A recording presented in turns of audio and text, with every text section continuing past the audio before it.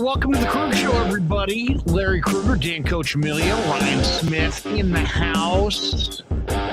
Normally we come to you after Giants baseball. Tonight we are coming to you in-game. End of the seventh inning at Oracle Park. Dodgers with a 6-5 lead on the Giants. So we thought we'd come to you in-game tonight as we get things rolling on a Tuesday night on the Krueg Show. Working a lot today. I was on from noon to 3 on 95.7 The Game with Guru. Then I did about an hour-long 49er live stream this afternoon with Matt Barrows. And now we are back for Giants in-game / post-game. And we get it rolling here. And I look into the chat, and we've got all kinds of our good friends in the chat. Before we get rolling, before we talk about the Giants, before we talk about the trade deadline day, which came and went, and I definitely want your thoughts on what the Giants did or didn't do. Juan Soto goes to the Padres. Giants made 3 trades, I think it was. They were all kind of sell trades, but they didn't really sell Rodon or Jock Peterson or Brandon Belt or Crawford or anybody major. It was more kind of just like minor pieces. We'll get into the Giants trade, but sadly tonight we have to report, for those who do not know, that the great Hall of Fame announcer Vin Scully has passed. He's no longer with us. The great Vin Scully died tonight, and he was obviously just an unbelievable icon. The history of Dodger baseball cannot be told without Vin Scully. He goes all the way back to Brooklyn, New York. I did an interview with him. Chris Townsend and I did an interview with him, and Townie sent me a note tonight. He's like, "Can you remember the interview we did with him?" And it was in the late '90s at Candlestick. And we were under the stadium. It was like 3:00 in the afternoon. And he comes walking in. He's got the seersucker suit on, tons of energy. And we had nothing set up with him at all. And we just walked up to him and said, "Vin, how you doing? I'm Larry Krueger. He's Chris Townsend. We're on KMBR. We're doing a weekend show. We're the Weekend Sports Insiders. And we would love to sit down with you and do an interview with you." And he's like, "Absolutely, gentlemen." And he just proceeded to like charm us for like 30, 40 minutes. And we talked baseball, and he talked about how he grew up as a Giants fan. And I mean, now, it's like he's talking about the history of the Dodgers and Jackie Robinson and coming west, and just an incredible, whatever it was, 15, 20 minutes. And I just thought, I remember at the time thinking, he doesn't know us at all. We had no interview set up, nothing scheduled. And he gave us everything he had, which was a ton of enthusiasm and an incredible great guy. Storyteller. And I sent Ned Coletti a text tonight saying, that welcome back. Ned's back from London. He's going to be with us on the show in a few days once he gets rested up. And I said, "Oh man, the passing of a true legend in Vin Scully." And Ned said, "One of the absolute best people I have ever known." And I've talked about Vin with Ned many times, and nothing but incredible things to say about Vin. And it's amazing that, the rivalry between the Giants and the Dodgers is so fierce and so intense and is so long standing. And yet Giants fans everywhere have this love and affinity for Vin Scully, because Vin Scully, he is bigger than Giants Dodgers. He's bigger than baseball. Oh, yeah. When I lived down in LA, I used to listen to the games all the time, and his intro, "Hello, everybody, wherever you might be. It's time for Dodgers baseball, brought to you by Farmer John." Yeah, he was incredible. I'll tell you, one of the one of my greatest baseball memories involves Vin Scully. My brother was living in Bakersfield, and he's like, my mom and dad were like, hey, he was leaving Bakersfield to move back to the Bay Area to work for the Sacramento Bee. And so he was working for the Bakersfield Californian down there, and he had an apartment in Bakersfield. And it was a hot summer day. It was like July 1988 or 89, somewhere in there. And my parents were like, "Hey, we need you to do your brother a favor. He's going to pick up a U-Haul, and you guys are going to drive to Bakersfield. You're going to load up his entire apartment in this U-Haul, and then he's going to drive the U-Haul, and you're going to drive his car. And you guys are going to drive all the way back to our house in the Sunset." And I'm like, really? We're going to do that all in one day? We're going to drive down and load up his entire apartment and put it in a U-Haul and bring it all the way back. And really, we're doing it? Yeah. And he needs you to do it. I'm like, all right. You can't say no. It's your brother. So I can still remember it. It's hot as hell. We drive down to Bakersfield, load up his stuff. We're sweating like dogs, moving all of his stuff onto this U-Haul. And then finally he's like, Claire, let's take a break and we'll go get some lunch, and then we'll finish packing the U-Haul. We'll drive all the way back. I'm like, all right. So we go to get lunch in some place in Bakersfield, some sandwich place, and we're sitting in the shade, and it's like, well, let's listen to the radio. We flipped on the radio, and it's Vin Scully, and it's a bottom of the eighth, Dodgers against the Expos, and it's the day that Dennis Martinez is throwing a perfect game against the Dodgers. And Vin is just magical. I mean, first of all, the perfect game is being thrown against the Dodgers, but he had this incredible enthusiasm for the game. And then I can still remember as he's signing off in the bottom of the eighth, and he's like, or maybe the top of the ninth, I should say. And he says, you know what?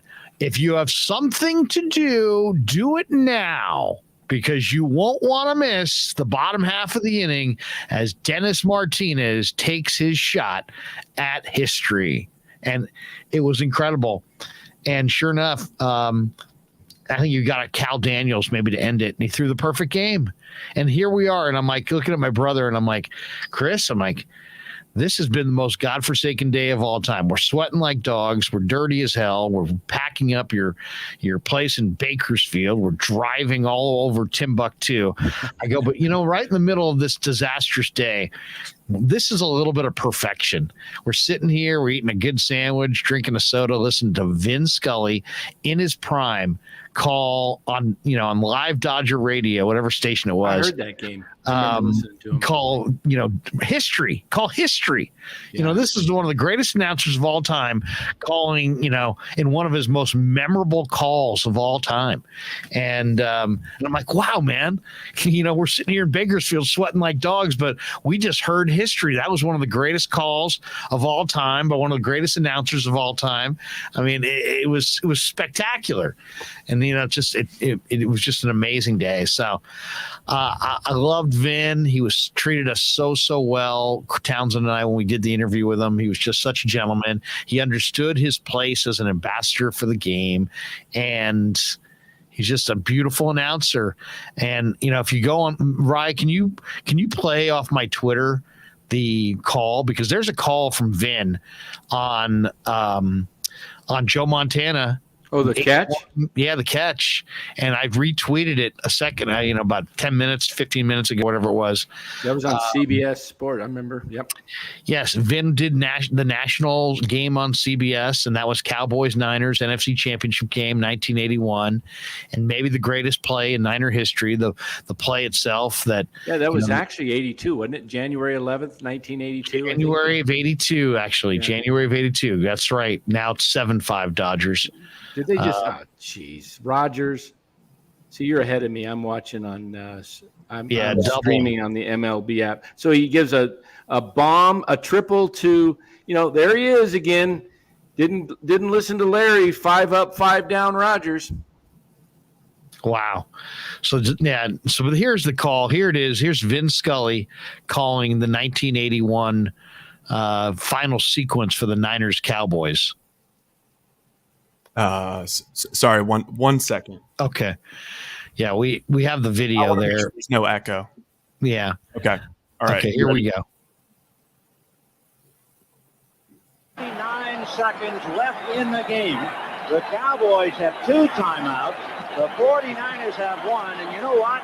For one of the rare times, what they thought was going to be a barn burner is exactly that. That's exactly what we thought it was going to be, and that's what we're seeing here this afternoon. What a sensational game. Talking about 6. Tom Landry is 6 yards away from his 6th Super Bowl. And, of course, for the upstart 49ers, they're 6 yards away from Pontiac. 3rd and 3. The right side, possibly. Montana looking, throwing in the end zone. Clark caught it! Dwight Clark!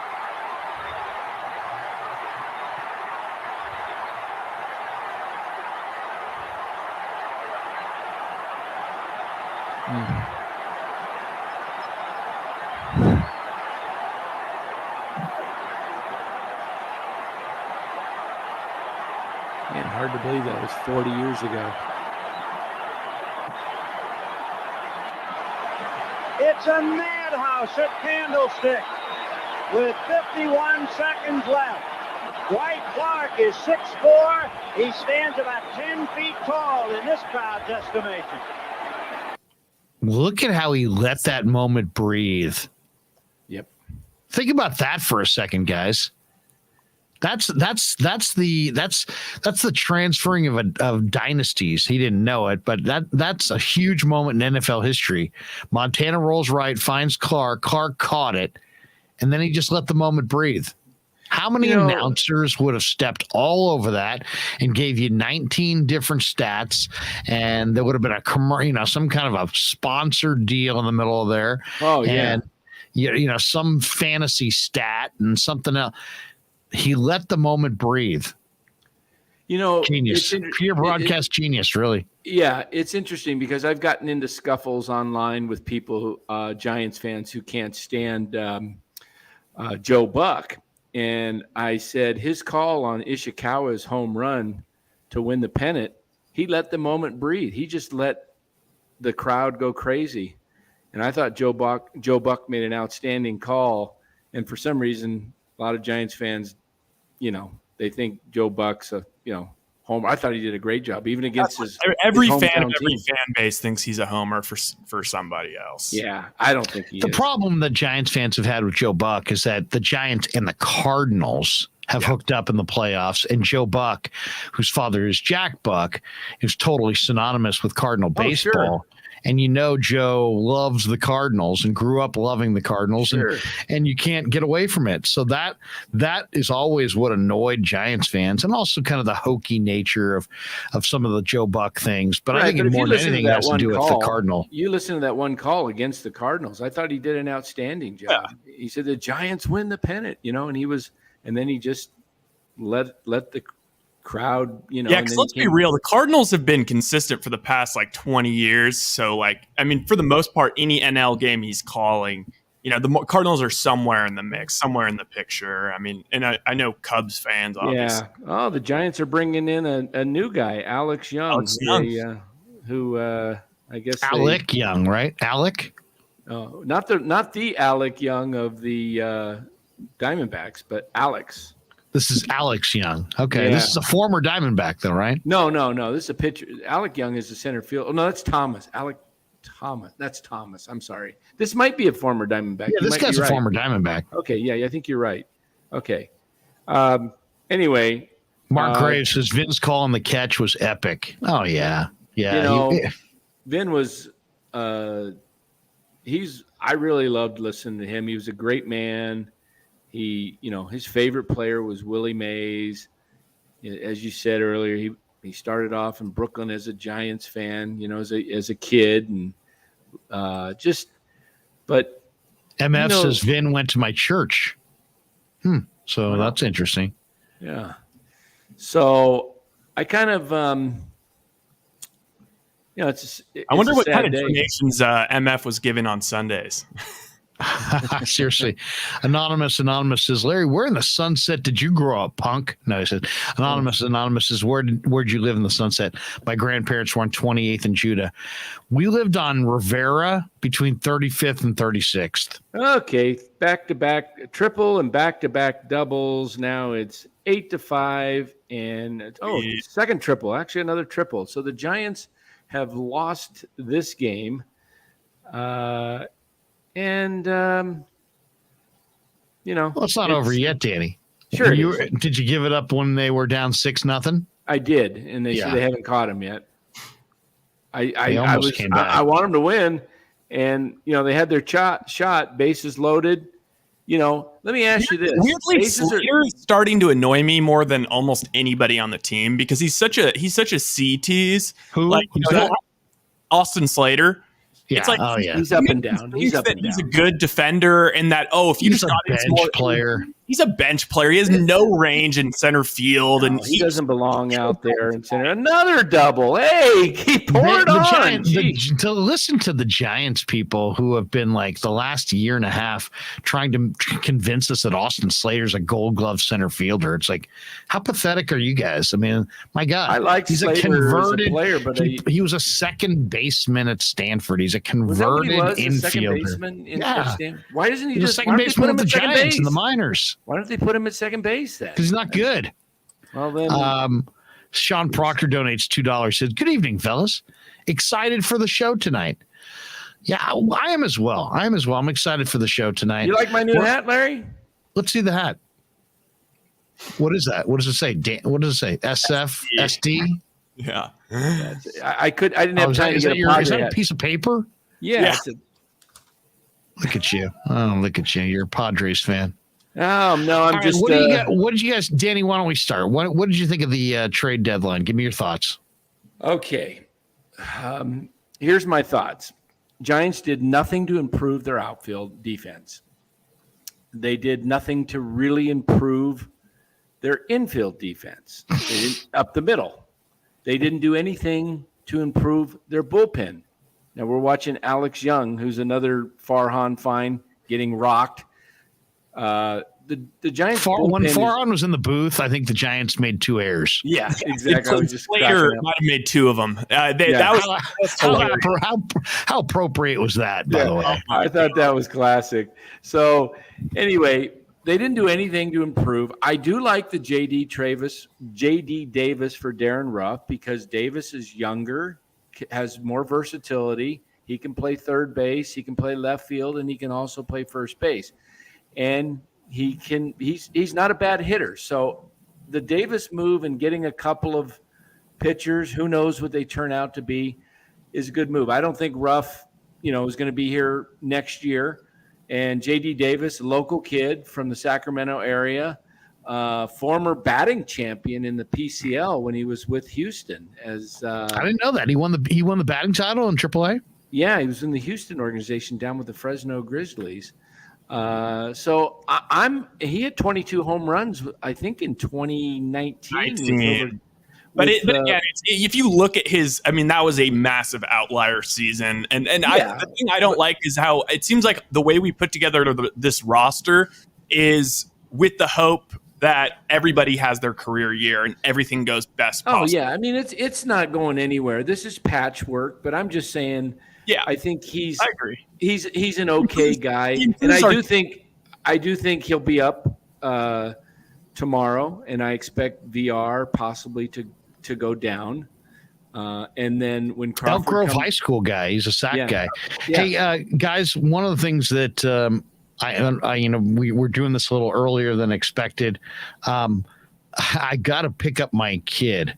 Yeah. So why don't you guys maybe one of you guys can run the chat for a few minutes while I'm gone. I'm probably gonna be gone for like 20 minutes or so. I got to pick him up and drop his little girlfriend off at her house, and then I'll be right back.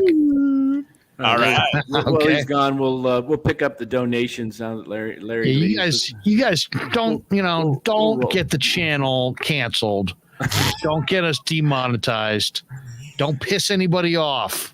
Larry, Whatever you do. both our screens, there's just fires in our houses. Yeah, don't. All right. You mean like I'll be back. Don't like get Marty coming in here and just ripping us, telling us what are you doing? Yeah, we won't. No, do that. trying to keep Marty from ripping. Let's see. What does it say? Sure. You know what? Nick J, go get some Chick-fil-A on the way back, Larry. Yeah, I wouldn't mind a little Chick-fil-A. You know, Chick-fil-A, the spicy chicken sandwich, my personal favorite. Oh, yeah. More so than the regular chicken. So, Rye, do you like the spicy chicken more or the regular chicken? Gotta be spicy. Yeah, gotta regular, be spicy. Regular for me, and I miss their chicken strips. Those used to be really good. They did away with the strips. Well, I'm hearing that Completes does them now. Yeah. All right, I'll be back. Yeah. I'll be back in about 20 minutes. All right. Okay, See you. Cool. Hey, Ronald BBX says, put your son at third. What do we got in the chat? Go ahead, Brian. I think we've buried the lead. I feel like is. Could you imagine being a Padres fan? You got to be stoked, man. Their season tickets, I bet you, are just hopping off the. I bet you the phone was ringing nonstop. And the Giants fans after today, I'm one that's already said they wouldn't. I wouldn't renew unless they did something big today. I definitely won't be renewing. Another night, Ryan, of tickets unsold. Put them at $55. I'm looking all over StubHub, and all the Giants season ticket holders are just stuck holding their tickets. I lowered them down to $15 after the game started. No takers. Nobody wants Dodger fans who bought their tickets. I sold Thursdays early on, so somebody wanted to go to the game. Is great, by the way. What is Jack in the Box? People are saying don't sleep on Jack in the Box. Oh, Jack in the Box, they're okay, but how about, are you an In-N-Out guy? Do you like In-N-Out? Oh, definitely. Jack in the Box is definitely more geared toward. It's funny when you get older and then you're like, wait, every ad for Jack in the Box is basically just the Jack in the Box guy just super stoned out of his mind, eating like high guy food. Yeah. Hey, if somebody said I'd get season tickets to the Padres, if I lived in San Diego, you bet I would. Hell yeah. Yeah, and I'll tell you what, I am happy. Just this is one thing: is Tatis and Soto are 23 and 24 respectively. Oh yeah, you're talking Mays McCovey here. It's insanity. You're talking building with two building blocks side by side, and then they'll probably try and sign him, and if they have to get rid of Machado because of the contract. They'll probably look to do something like that, or maybe they can keep all of them. But San Diego, that place is going to be rocking. The beautiful new ballpark. They can probably get 40,000 season ticket holders with this club. And now you're set.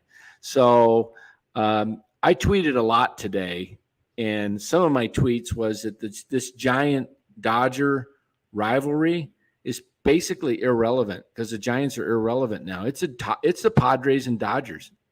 That is the rivalry. That's what we thought 2 years ago too, right? I mean, Giants really is now. Last year was a just amazing year, and for the Giants to come back this year and do really nothing. I mean, Rodon was a great addition, and Jock, but he did nothing to do anything with this defense.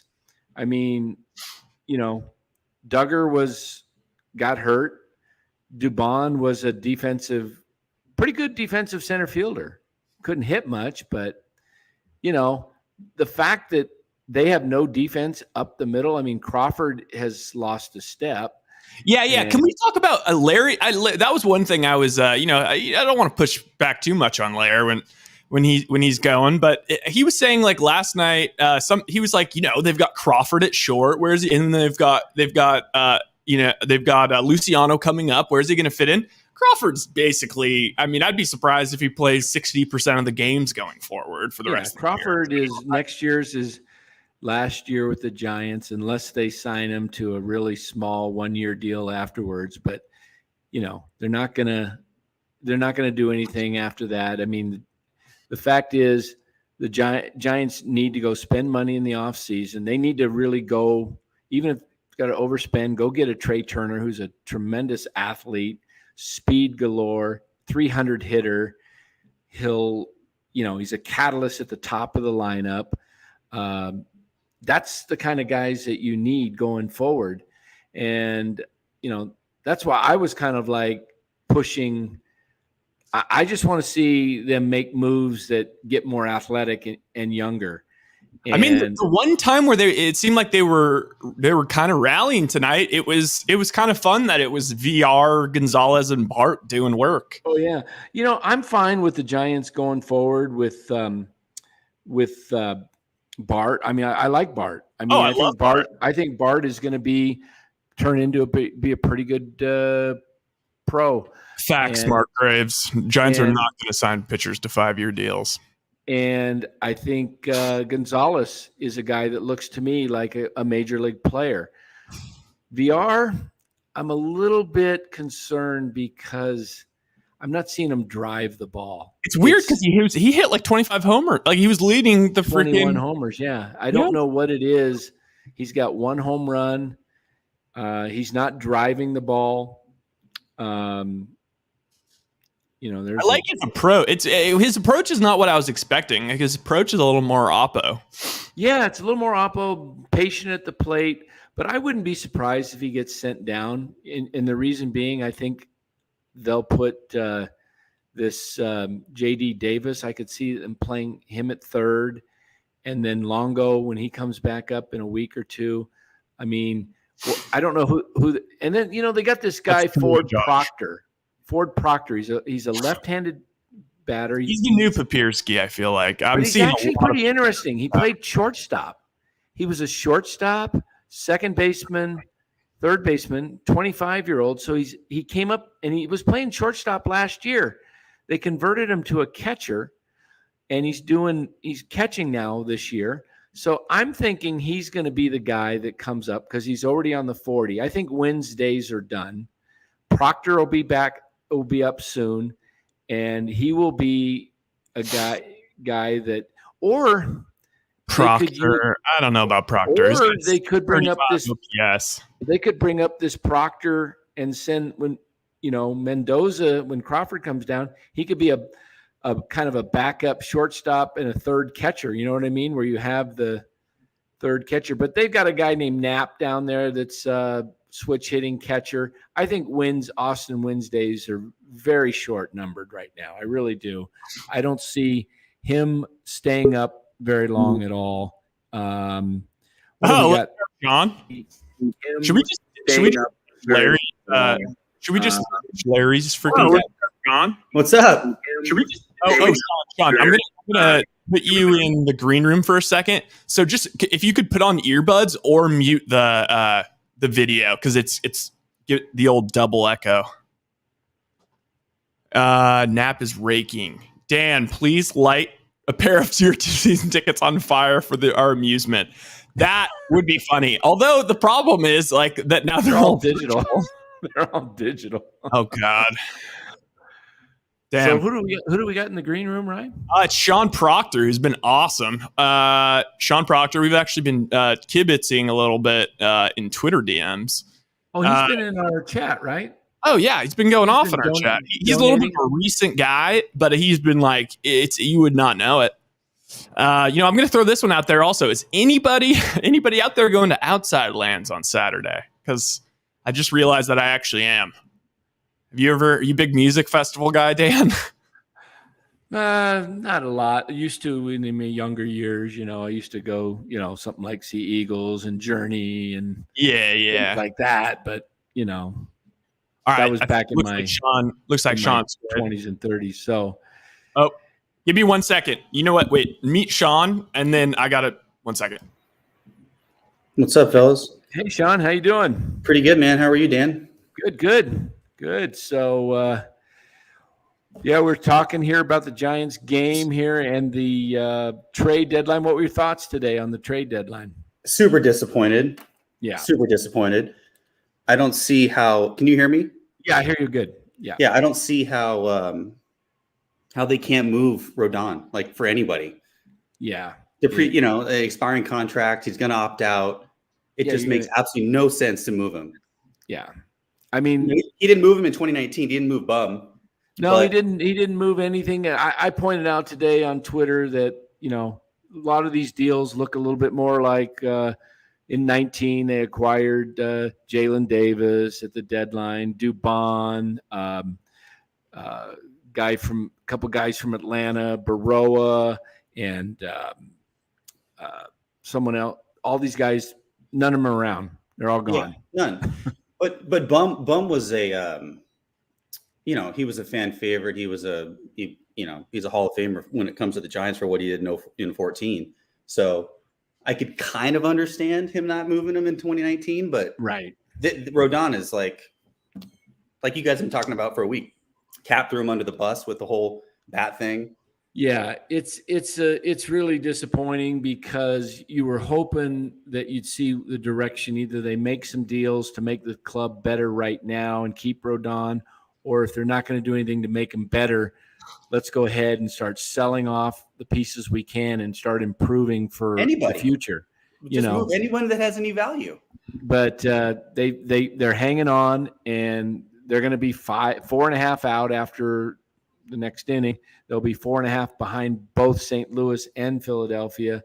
So it's going to be very difficult for the Giants to overtake both of those teams, because you got when you're doing a race normally without the third wild card, you're like, okay, we can catch this one team, right? September. And I don't think they have any.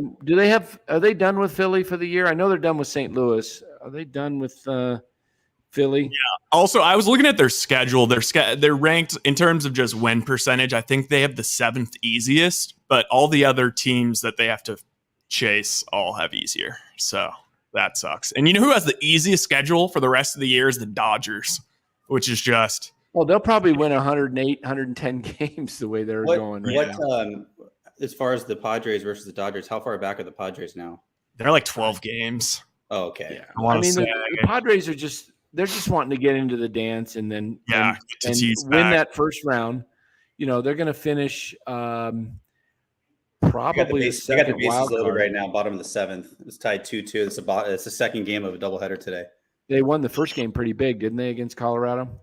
Yeah, I mean, I bet both games against the Padres. Anytime you get have a huge trade like that, the fire in the clubhouse typically will get them a win that day. Oh, that's pretty smart. You bet on the Padres to win? I bet on the Padres the first game, and I have the Padres and the Dodgers in a parlay for tonight. Oh, very good, very good. Yeah, my parlay got blown up. I had an 8-team parlay. I was just God, just 18? Did you say 18 or 8? 8. Oh. Yeah, over here. I was just trying to hedge it against the. I figured the Dodgers would win tonight, so I got them. Even though we did. Also, I wrote down when we were giving our second half predictions, and we all wrote oh gosh, I'm way off. I'm way off. The guy that you wanted the Giants, your dream trade for the Giants was Drury. How about them getting Bell and Drury? Yeah, they got Drury. The Padres are going to be tough in the playoffs. They're going to be very tough. Hater. It's going to be. Well, I would have taken Bader. I probably would have taken a couple okay prospects plus Bader for Rodon. Even, I mean, he's a young guy who's at least a great defensive center fielder. No, I'm saying the Padres traded for Josh Hader. Yeah, they got Hader too, and they traded for Josh Hader. Yeah. What are the Brewers doing trading Hader? That makes no sense. They're going to playoffs, aren't they? Aren't they winning the? Yeah, they're going, but they did get back Rogers. They got back Taylor Rogers in the deal. Plus, I think they got a couple of other guys in the deal. So they're kind of. I think they traded Hader at the right time just because he's peaked and he's starting to. Nick J. You're so right. I was really off on that, and I wish I wasn't such a puss and just stuck with my Bart pick. I told you to go Bart. I know. Who did I go with? I want to say Belt. I'll pull it up. You know what? It's probably not going to matter. You also had a horribly optimistic. Oh, I did. I said they'd go. You said they'd get to 43 and I think I said they'd go 43 and 29. They started 0-7. I'm like, kiss of death.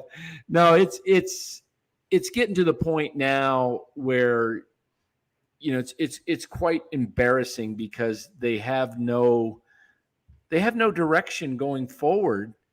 And Farhan gets on the air tonight during the top of the second. Says he likes what we did. I like what we did. I couldn't believe that Krueg and Kipe were just like, "Oh, you must be so tired. You're going to go on." Oh my god! Oh my god! Made me want to throw up. Yeah, they just pulling the company line here because they basically, I don't know what are you going to say? Why didn't you do that? It's frustrating. I mean, not on air. Nobody has the freedom to talk like that, except us just telling it like it is. I mean, someone needs to ask Farhan what the direction is. Can't someone go to his next? Well, I tweeted. Alex Pavlovich put out a tweet today, and I said, when are one of you guys in the media going to hold Farhan accountable and ask him, what the direction is and what do you have to show for with all these minor league? He blocked me for asking him that exact same question. Oh, did he? Oh, yeah. I wonder if I've been blocked yet. It was the problem is that now that we have like a slight like Krueg army and no one really knows what's going on in the YouTube space, like all of a sudden, like, normally they'd see like Dan, they'd be like, oh, whatever. But now then they click on your name and then they see that you're followed by Larry Krueger. And then it's like, oh shit, I guess. Yeah, maybe this Dan guy's someone else. Oh shit. Yeah. He called me dude the other day. But did he block you? No, he hadn't blocked me yet. Yeah, well, that was like, he was just trying to make like an offhanded joke, and you just came so correct with the. Well, actually, the schedule's changing. Yeah, I tell you. Let me see. It is. I mean, I thought, we were doing that trade machine earlier, and I felt like the Giants could have beat the Padres offer. But the thing is, like, if you're going just solely by, where the guys are ranked, the Giants could have. But when you click on all those guys that were included in the Padres deal, like all their pitchers, they're like ERAs are in the 2s, and all their hitters are. Well, did you see their values though, right? They were over, all 4 of their top guys were over 25. Giants had Luciano at 54. Harrison was at like 39, and then Ramos. The values, yes, the values, and Ramos and Bishop equaled 15 between the two of them. Yeah, it's pathetic. That's the problem. Bishop and Ramos, 2 number 1 draft picks, have been a bust so far.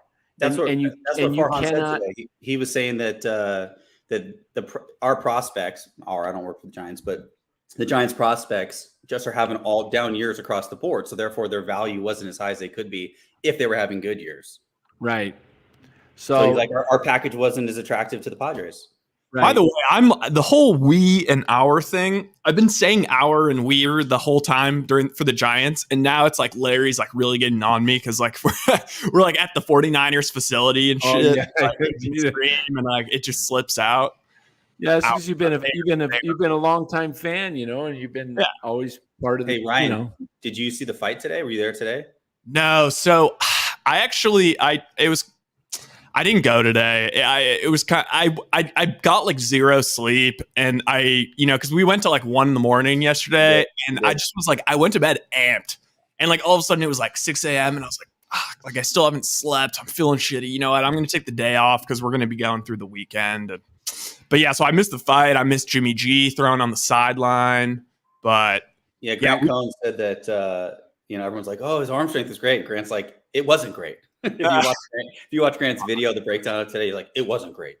He's like, I can already see he's like repositioning himself a bit towards like anti the offensive line and anti Shanahan's play calls if Trey doesn't work out. It's just we got some we got a little bit of chatter going on here. Let me see. We got MF says, why not re-sign Solano? And then Donnie Barrel. Somebody came back and said, like Nick J says you look like Rob Dyrdek. I feel like you kind of look like Rob Dyrdek and Buster Posey combined or something like that. Me? Yeah. Okay. I don't know. Dyrdek's a little sketchy. I don't. And Matthew Mears comes back, says Solano is old. Enough with these old guys. But Hutch Gaming agreed with with MF, said, fully agree, MF, we should have signed Solano. It's I don't know what the plan is. It feels like, and Farhan says we were in on it, we came up short.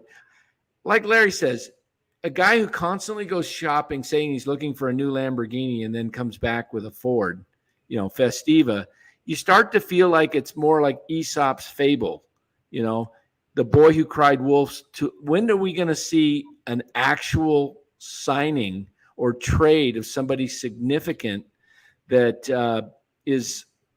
we're always falling, short, always falling. They went after Stanton. I don't know if it was Farhan. Was Farhan there when they went after Stanton? No. That was the previous. That was. But his first year, he went after Harper. Yeah, fell short. Says he went after Story this year, came up short. Suzuki said, he wanted to go to Chicago, didn't want to be in San Francisco, whatever. So you can understand that. But there's a lot of guys. Now, next year I can already hear it. We went hard after Aaron Judge, but there's no way he'll end up back with the Yankees. Why would Aaron Judge come? Yeah. No one's going to want to come at this point. Well, New York is a bandbox. Oracle's typically difficult to hit home runs in, so his Hall of Fame numbers would be extended in New York, right? There's literally no way that it's very low chances that he is able to reproduce this again next year, even in New York. But if he came here, the change would be so. That's all she wrote. Man, you're so far ahead of me. I'm streaming too, which is weird. I'm on YouTube TV. It's like 30. It's so tough to bet live. So the game's over. All right. Well, at least I won my money. Well, I think Farhan, after last night, it was so obvious that they're overmatched against the Dodgers that you're looking probably at a 4-game sweep with, Webb was your guy and he's already gone. So now you don't have Rodon pitching in this series. So now you're down to Cobb and Junis. So the odds are that the Dodgers are playing with confidence. The Giants are not. Giants are a defeated clubhouse. There's something wrong there. And the fact tonight, I'm still going to harp on this. I said it to you in a tweet, Rye, or a text. Bases loaded, down by 1, Slater's up, you got Yaz on the bench, you pinch hit all year long in situations that aren't even as good as this. You pinch hit with guys, nobody on and 1 out, just because you're trying to tie it up. You got bases loaded, your best opportunity to score, and you let Dixon Mendoza or whatever his name is, Machado. I know you don't have a backup shortstop, but you're just basically saying, okay, here's an out. So now I'm gonna go up. I got Wade was up with bases loaded, struck out. Now Machado comes up. That's 2 outs. Super weak little pop up. Yeah, that's all he's been hitting is little pop ups. That was the weakest pop up. Yeah, just amateur. So I would have rather a strikeout. So now you got. I understood why he didn't pinch hit for Machado because he thought, well, it's the 6th inning. I need defense. I can't stick Vosler out there in the late innings. So why not pinch hit for Slater? You got a right-handed pitcher, and Slater's been in a slump for the last 4 or 5 games, not hitting it, and overmatched. That lefty from LA is nasty. Yeah. So bring in Yaz. Yaz has done well. He's hit 2 grand slams this year or in the last or in his career.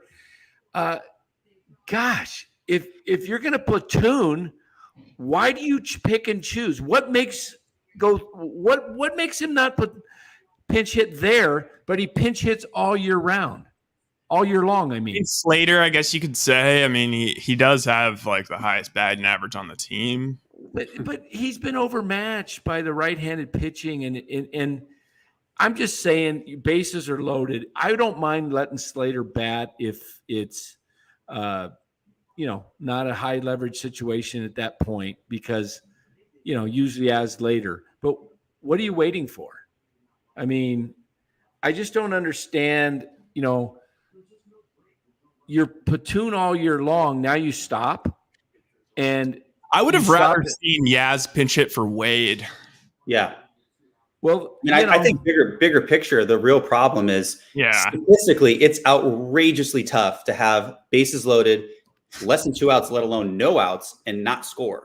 Yeah, and I think the Giants all year long have struggled with bases loaded, less than 2 outs. They just get 0 runs. I mean, it just. I felt like I got so gaslit by Sean. I don't know if you were in the chat when I brought this up, but on the Apple TV cast, they showed a stat that the Giants, by like more than 10 runs, have the most RBIs in bases loaded situations this year. Is that not? I was like, there's simply no way.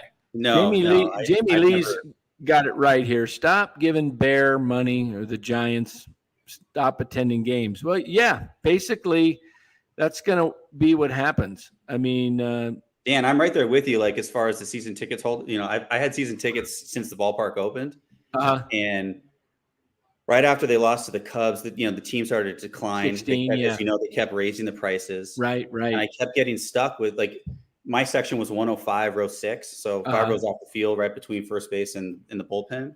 Right. And like, couldn't sell my tickets, but yet they were raising the price, and then the Giants were like, well, "Shit, we have a bunch of extra seats. Let's sell them at 50% off." Right. And so the Giants would sell the open seats at 50% off. So we couldn't undercut you. Right. Yeah. Like, and so I called my rep and I was like, "This is ridiculous. I'm out. I'm out." It's bizarre because I remember even in like 08, 09, when I was like peak fandom, like 12, 13 years old, and like, barting into the city with my buddies to go to games. I remember like, an arcade ticket was like the cheapest decent seat you could get, and those still were like $55-$60. So I just don't understand how Dan can put these elite club level tickets on there for like $20 and they don't sell. It's beyond me. It's beyond me. But people aren't showing up. People don't, right? Like, I mean, I remember the World Series. I remember thinking that directly across from the bridge entrance, there's that building you can park underground. That was always our parking spot. Yeah. And during the World Series, I want to say in 2012, it was $100. And I remember like my fucking brain was like, I was like, $100 for parking. That's insane. And then 2014, it was like $150. And my ticket partner and I, we went to Kansas City for game 6 and 7. And I remember I'd never been to Kansas City. And I remember we were walking in and parking was $5 to park in the giant parking lot that has Kaufman. No way. And I was like, there you go, 150 to 5 between the two cities. It was nuts. Yeah, this is a really frustrating situation going forward, though, because I think the Giants right now are basically going to battle for third place with Arizona going forward the next couple of years. Yeah, because it's a double kick in the nads, because now it's not only did the Giants not get him, but he went directly to the Padres. And honestly, if he went to the Dodgers, at least you could maybe make the argument that how much better can they, like, diminishing returns, like Soto probably won't make them that much more valuable. Right. How many more? Yeah. Him going to the Padres, it's just going to fit like a glove. Well, now you got a double-headed monster to try and beat, and there's just not going to happen unless at the end of the day, star power. Like, you got Mookie Betts, Turner, and Freeman at the top of the Dodgers lineup. That's amazing, right? And then you got Machado, Tatis when he comes back, and Soto. Right. That's amazing. Who do the Giants have? Who do they got? Giants have Joey Bart. Joey Bart. I mean, he hit a bomb tonight. I mean, he's got major raw power, but he swings through a ton of balls. Yeah, it's going to be a long, painful. Unfortunately, since 2017, the team has been in a huge decline. When we had last year that gave us kind of this false hope that maybe we're a team on the rise, and we've been hearing all about our prospects coming. But then when you start looking at the prospects, they're all struggling in low A ball or in high A ball. Bishop is floundering. Luis Matos, and hopefully he turns it around, because he's still the 63rd ranked prospect in MLB. He's hitting under 200 in high A.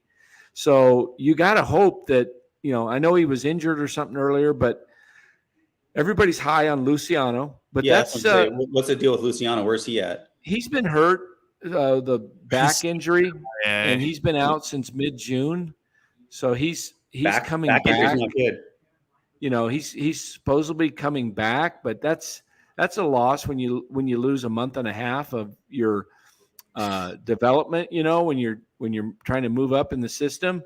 But I hated that Reggie Crawford pick too, because you know, maybe you could say, yeah, he's maybe the most upside of any guy you could have got there at the end of the first round. But I mean, what are we doing drafting another guy with injury history? We need guys that are going to be players, even if if it's somebody that's like, you know, going to be a role player for us, that's fine. But at least you guys were talking about the other night, like Farhan's had 4 years. Who was he drafted? Who's he drafted that's made an impact with the club? No one. And everyone's no like, one with a big club is. I just put that out somewhere to somebody. His only pick that's having any success right now in the minor leagues is Harrison. Luciano was drafted, by Bobby Evans. Bobby Evans. So, he signed with the Giants in July 2018. Yeah. So it's.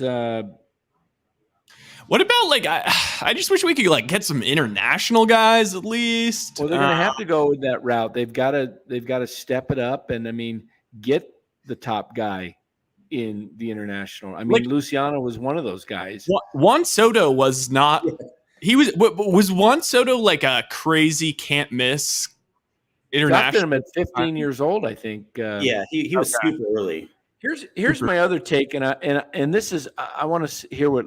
You know, when Larry gets back, run this by him as well. See, if I'm the Giants right now, and I'm not spending a ton of money on free agent players or making trades, and I've got loads of money, I want to find out what's the salary of the guy that's running the Dodgers minor league system, and just blow them away with twice the offer. It honestly might be more development than just drafting, because you look at the guys that even a Trace Thompson, who now we're like, man, it would have been cool to have him. I mean, he got shots all over the bigs and didn't do anything. And then he went to the Dodgers and starts hitting. You see what happens in the NFL every year. The best teams, that their offensive coordinator, defensive coordinator gets taken away and gets a head coaching job. Get one of those guys get the Dodgers player development guy or the Tampa Bay, those guys, and just say, hey, you know what? What are you making? $500,000? Here's $2 million a year to run this organization. I can't quite this one, but put the money in and develop your your farm system, because it stinks. Eric the Midget says that our front office needs to go to go get a colonoscopy. I'm trying to like visualize it. Like, what is this? I think we may have prostate cancer of the front office. I'd like to know, like, we'll never know, but I'd like to know is did the ownership group say, Farhan, you do whatever you want, improve this team, and Farhan's just like, I need the best deal. Like you guys always talk about, like, he has to win a trade, he can't lose a trade, he's so conservative. He waits till the last second last year on Bryant, like, and then maybe the rest of the league just waited him out, and that's why you couldn't move Rodon. Is that what it was, or did the front office, the ownership group say no, don't trade Rodon? It's so hard to say what his leverage is, because according to Ray Ratto, who I heard today, he says that Larry Baer is not even running the team anymore financially. It's Rob Johnson, the son of the owner, Charles Johnson, that he's the one that's basically calling the shots, and we don't really know what he's doing. So, I mean, ever since Larry Baer kind of had that situation where he had to step down for a while, the Giants have, they've been kind of floundering in the front office. Larry Baer had more of a aggressive approach to, hey, let's fix these Giants. I don't know if Larry Baer has any capability anymore in that front office, or if he's even around. Yeah, but somebody, I'm starting to think if it's the Johnsons, they probably don't really care about the Giants. You know, they're not from the area. They're not lifelong Giants fans. Larry Bear was a, Cal guy, grew up in the area, is a Giants fan. Aren't there like 15 people on the ownership group? Yeah, there's quite a few. Yeah, I think the Johnsons might be the controlling ones as far as. So if you own the most shares of the team, and you get to make the decisions. Yeah, so I don't, we might be looking at a situation like, where it was, Denise DiBartolo with the 49ers, and she didn't know what she was doing. And I don't know. I mean, the Giants look like a club to me that is nowhere near competing going forward because they don't have the farm system.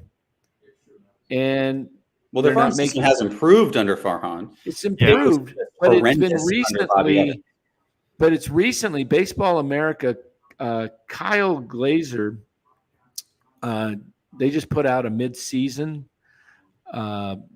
evaluation of all the farm systems. Yeah, and they ranked the Giants 17th, 8th out of 15 in the National League, 17th in baseball in organizational talent. That's not good. I don't know if I don't know what to make of all these like rankers and whatnot. Everybody has a different opinion, but if you look at the production, you could see directly why the Giants weren't able. I mean, you said it. Farhan said it. The guys are having off years. They're not producing, and so nobody wants them. I mean, including us. Yeah.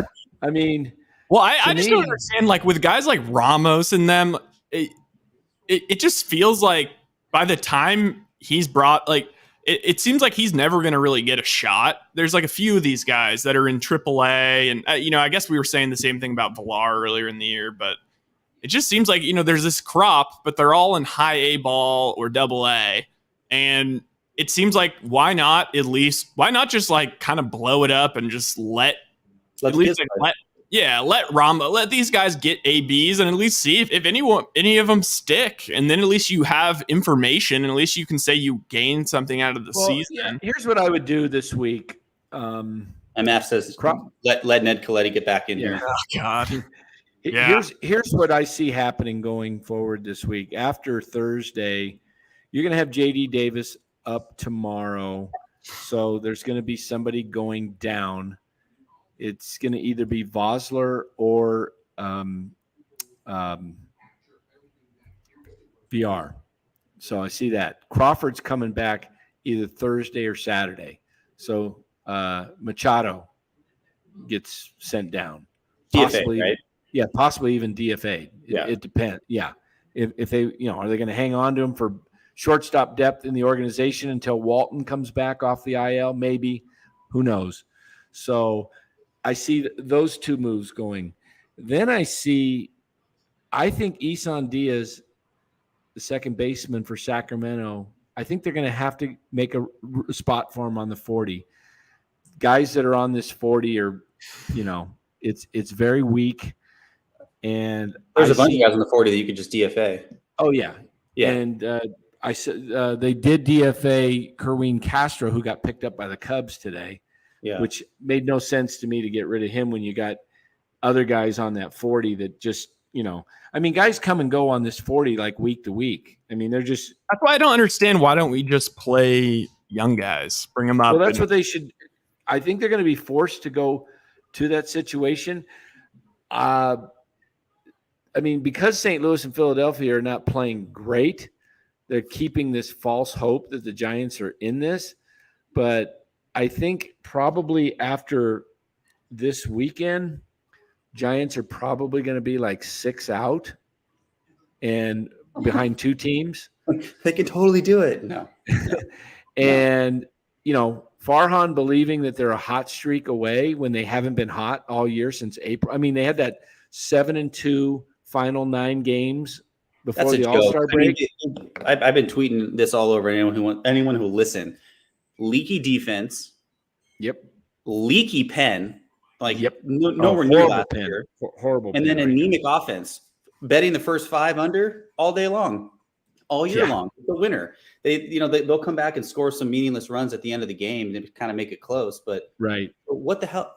Even if you overcome these two teams, what are you going to do in the playoffs? It's a 3-game series. This first round. Well, you know what they're thinking. Their mindset is they got Rodon and Webb, and they can get those two to win the first 2. Then they need to just steal one more. And you got to score runs though, and you got to play good defense in the playoffs. And to me, Hunter Pence, he was crying, "Do not trade Rodon," but he was saying, "Get defense and get pitching. Defense and pitching will win you games." And he's right. You don't need to get 5-6 runs a game if you got great defense and great pitching. Problem is, Giants, we saw it again tonight, 6-5. Rogers comes in, and then they bring in Alex Young, and they cough up 3 runs, and game over. You just took the wind out of a possible great comeback, being down 6-0. So this is a team that is really I'm just telling you, this is a very dire situation going forward. Anybody who thinks the Giants have a lot of hope, that's all you have. I mean, you're kind of wishful thinking. It's a bummer because it just feels like we never did the full tear down. Like, I'd rather be the Nationals where the Nationals are right now. Oof. Even if that means less attendance than we have. Like, at least they have they're chock full of top prospects that are about to be here. And I mean, they're going to rebuild with those trades that they smartly see, like, okay, the Mets, the Phillies, and the Braves are all loaded. You know what? We're not competing this year against those teams. So why don't we look towards the future? I mean, I think the Giants could easily. I mean, when's the better time to rebuild than when the Padres and the Dodgers are going like this?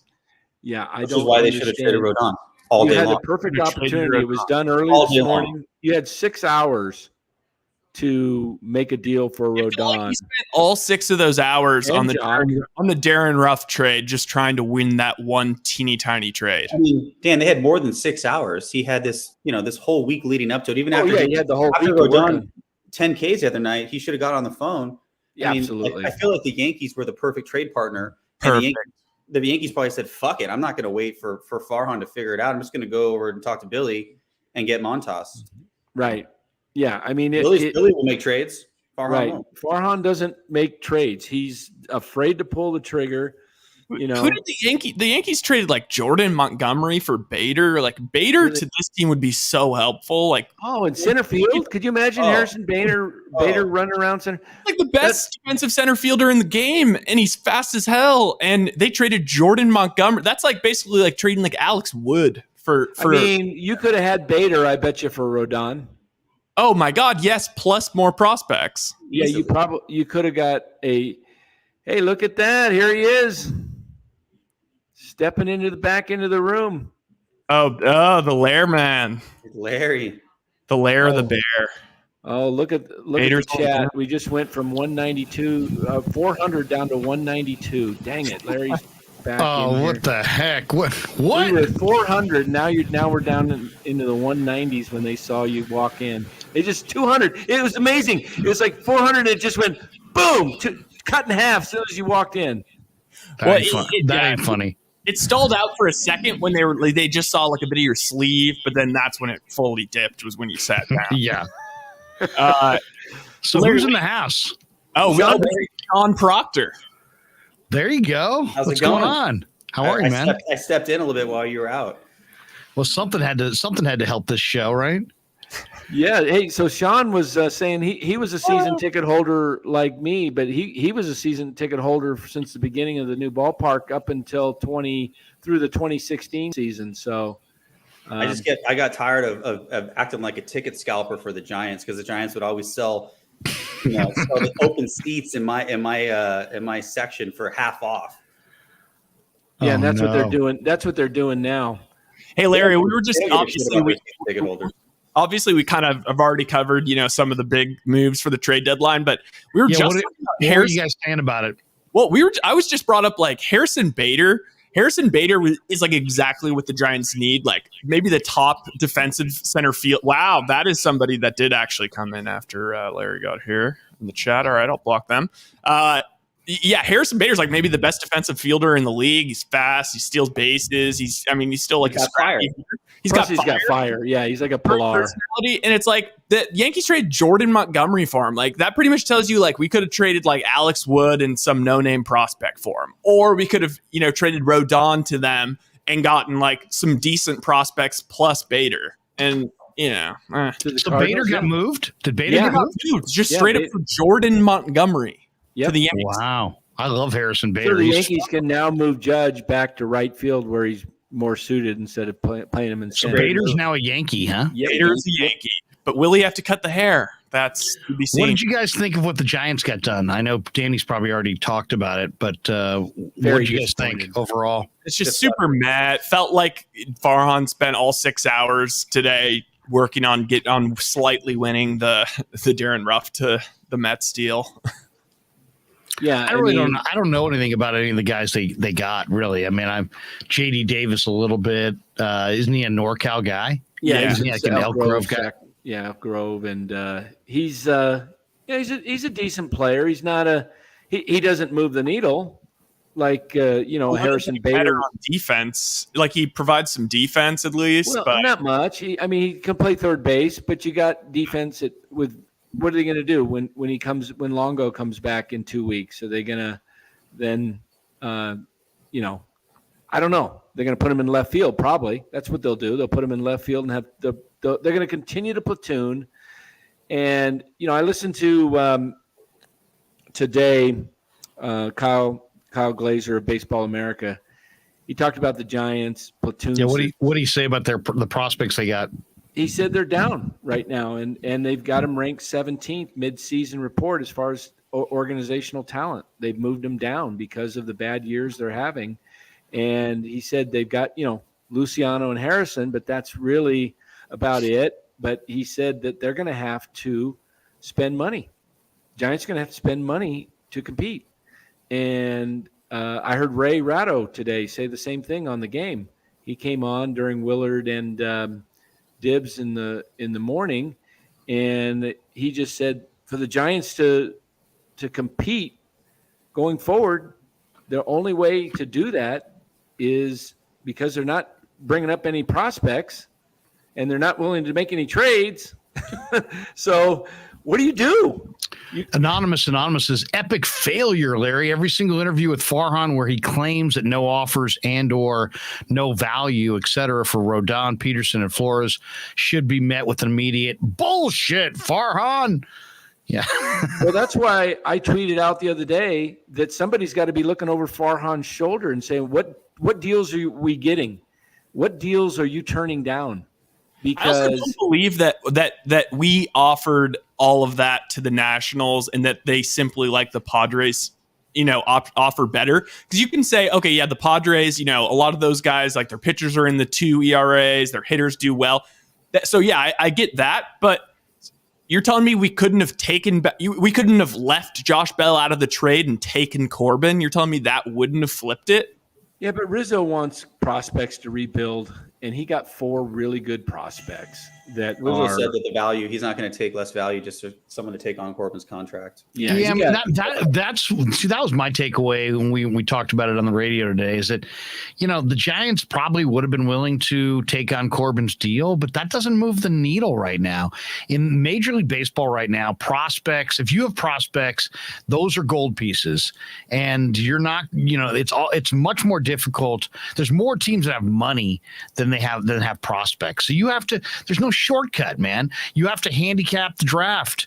You can't just take, massive flyers on like the Giants did on Reggie Crawford. I mean, we'll see, but that seems like such a low percentage play. The Giants don't have a lot of, they haven't had a lot of success in that amateur draft. And we can say what we want about Sabian. He and Evans didn't have a lot of success in the amateur draft. I mean, the Giants haven't really got it going Like they had it going in the Giants used to have one of the great farm systems in the game. I mean, they did. I mean, you go back to the early 70s, Gary Matthews, Gary Maddox, Willie Kirkland, Bobby Bonds. These guys all came out of the Giants system. They developed outfielders just at will, Bill White and others. And they just haven't done it. They haven't done it for decades now. And it's a difficult thing to do. I'm not saying it's easy, but man, I mean, how much failure can you endure in the amateur draft before you go a different route? I mean, the Giants, it seems like if you talk to most people who evaluate the amateur draft, they'll tell you the best players are high school hitters, and the Giants are taking college pitchers. They're the same. So how do you reconcile that? How do you reconcile that the best value in the amateur draft is high school hitters, according to many, many guys from different organizations over many years, and the Giants consistently take low-end college pitchers? They haven't drafted a power hitting outfielder since when? Chili Davis? I mean, that's not even an exaggeration. That's the 80s, Rob right? Deere, but he didn't really ever make it with the Giants. What do you think of this one? Hutch Serves Gaming says, Larry, it seems like ownership is not trying to win a championship anymore, but still trying to make it seem like they are. But they can't hide it anymore. 107 gave us so much hope. R.I.P. Giants. And then this one for my buddy Lou, he says, Farhan post-interview regarding the draft was a disgrace. He said we were close, but the Nationals picked another club. Give me a break. This is just some of the reaction that I saw earlier today from Giants fans online. One guy said, lost faith today. What's the point of trading Casali and Ruff, but not trading Jock and Rodon? Mm-hmm. If you're going to sell. What free agent would want to sign in San Francisco next year? Why would Aaron Judge sign here next year with an empty lineup? This team is boring. The next guy said the Giants end up getting nothing when Rodon and Jock walk in the offseason. Another guy said, I just have a simple question. Can Larry Bear and Farhan please explain to me what the plan is for this organization going forward? Who are you building your team around? If you ask the Yankees, Blue Jays, Padres, Astros, Mets, Dodgers, Braves, Phillies, they can tell you. Another guy, you don't keep major trade chips with how streaky this team has been unless you're buyers.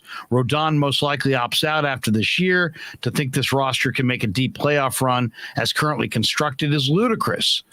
Another guy, lifelong Giants fan, harder every day to back this team under Farhan and Kapler. The chemistry that existed under Bochy seems to be gone. You can see it in the dugout. Another guy, I wish a team that was worth $3.5 billion would act like it. Mm-hmm. Yep. Another guy, Larry, a total Farhan failure in the front office too. Just horrible for Giants fans. Another guy, Gabe Kapler said, that's another one. Gabe Kapler says JD Davis is going to be in the lineup tomorrow. Yeah. Oh, great. I'll tell you one thing, Larry. A lot of people are starting to lose faith in Farhan because when I read a comment like Jay Hutch, who was probably Farhan's biggest fan going into this season, we're starting to see some more reality hit now that this is 4 years of the same thing. This is like, yeah, we were in on the deal. No, you weren't, because what you do show us is you constantly shop at the 5 and dime store. That's all he does.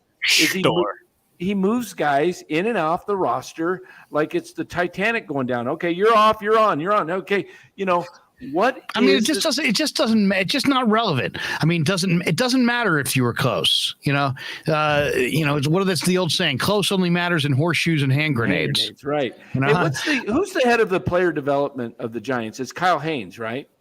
Kyle Haynes, I believe, is the farm director. Yeah, he's the farm director. I'm looking up at his bio. I see he was a manager as well prior to that.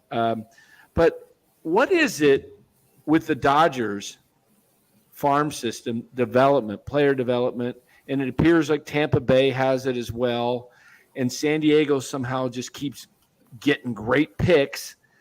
What is it with the eyes that are picking these players and the guys that are developing them that the Giants are missing? Because if I'm the Giants and I'm putting $70 million into a major development down in Phoenix for player development, I'm putting a couple $1 million into some people overpaying for people to run this organization that know what they're doing, because other clubs are running circles around the Giants' player development. I don't understand it. When Farhan was in LA, what was his position? He was assistant GM, or he was the GM. No, he was the GM, but he never had final say. Yeah, it was Andrew Friedman who was the president from Tampa Bay, right? Mm-hmm. Farhan was Scott Harris. Okay, like Scott Harris. He's the GM of the Giants, but technically Farhan is the guy that's doing. So all did of they it. act like did Farhan act like this, like he's acting over the last 4 years as far as trades and the trade deadline and that kind of stuff when he was in LA, or was it a little bit different? Because what's different? Even if you say that, let's just say that he was in charge of everything, which he absolutely wasn't. Mm-hmm. They still just over those 4 years didn't really do anything. Like they had 2 great draft picks in. They drafted Lux and they drafted Bueller, but those were first round picks. They didn't make any trades. Some of their picks that they had in the organization were Neds. Yeah, were coming up. Bellinger.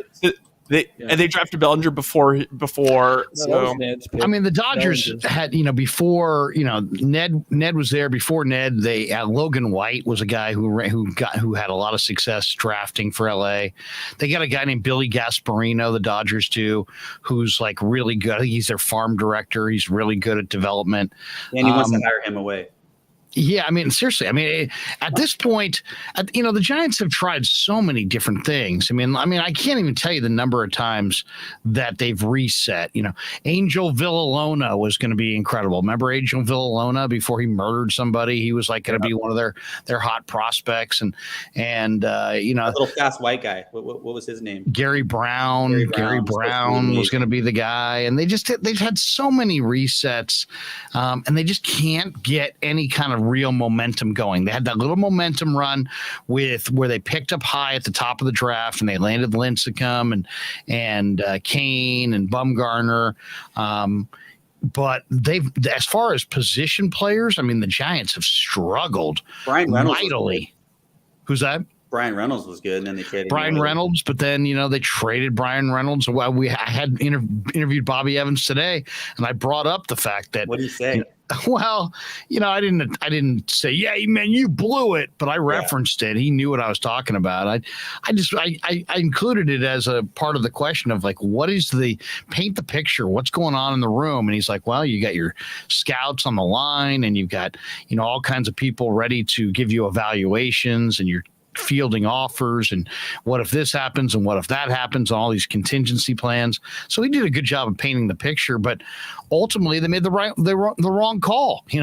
They traded Brian Reynolds for a rental on Andrew McCutchen, and Reynolds, became I don't think even Reynolds was that high of a pick. I think he might have been a sandwich pick between the first and second round. 2020 draft pick, the MLB 2020, and this shows you the Giants' problem.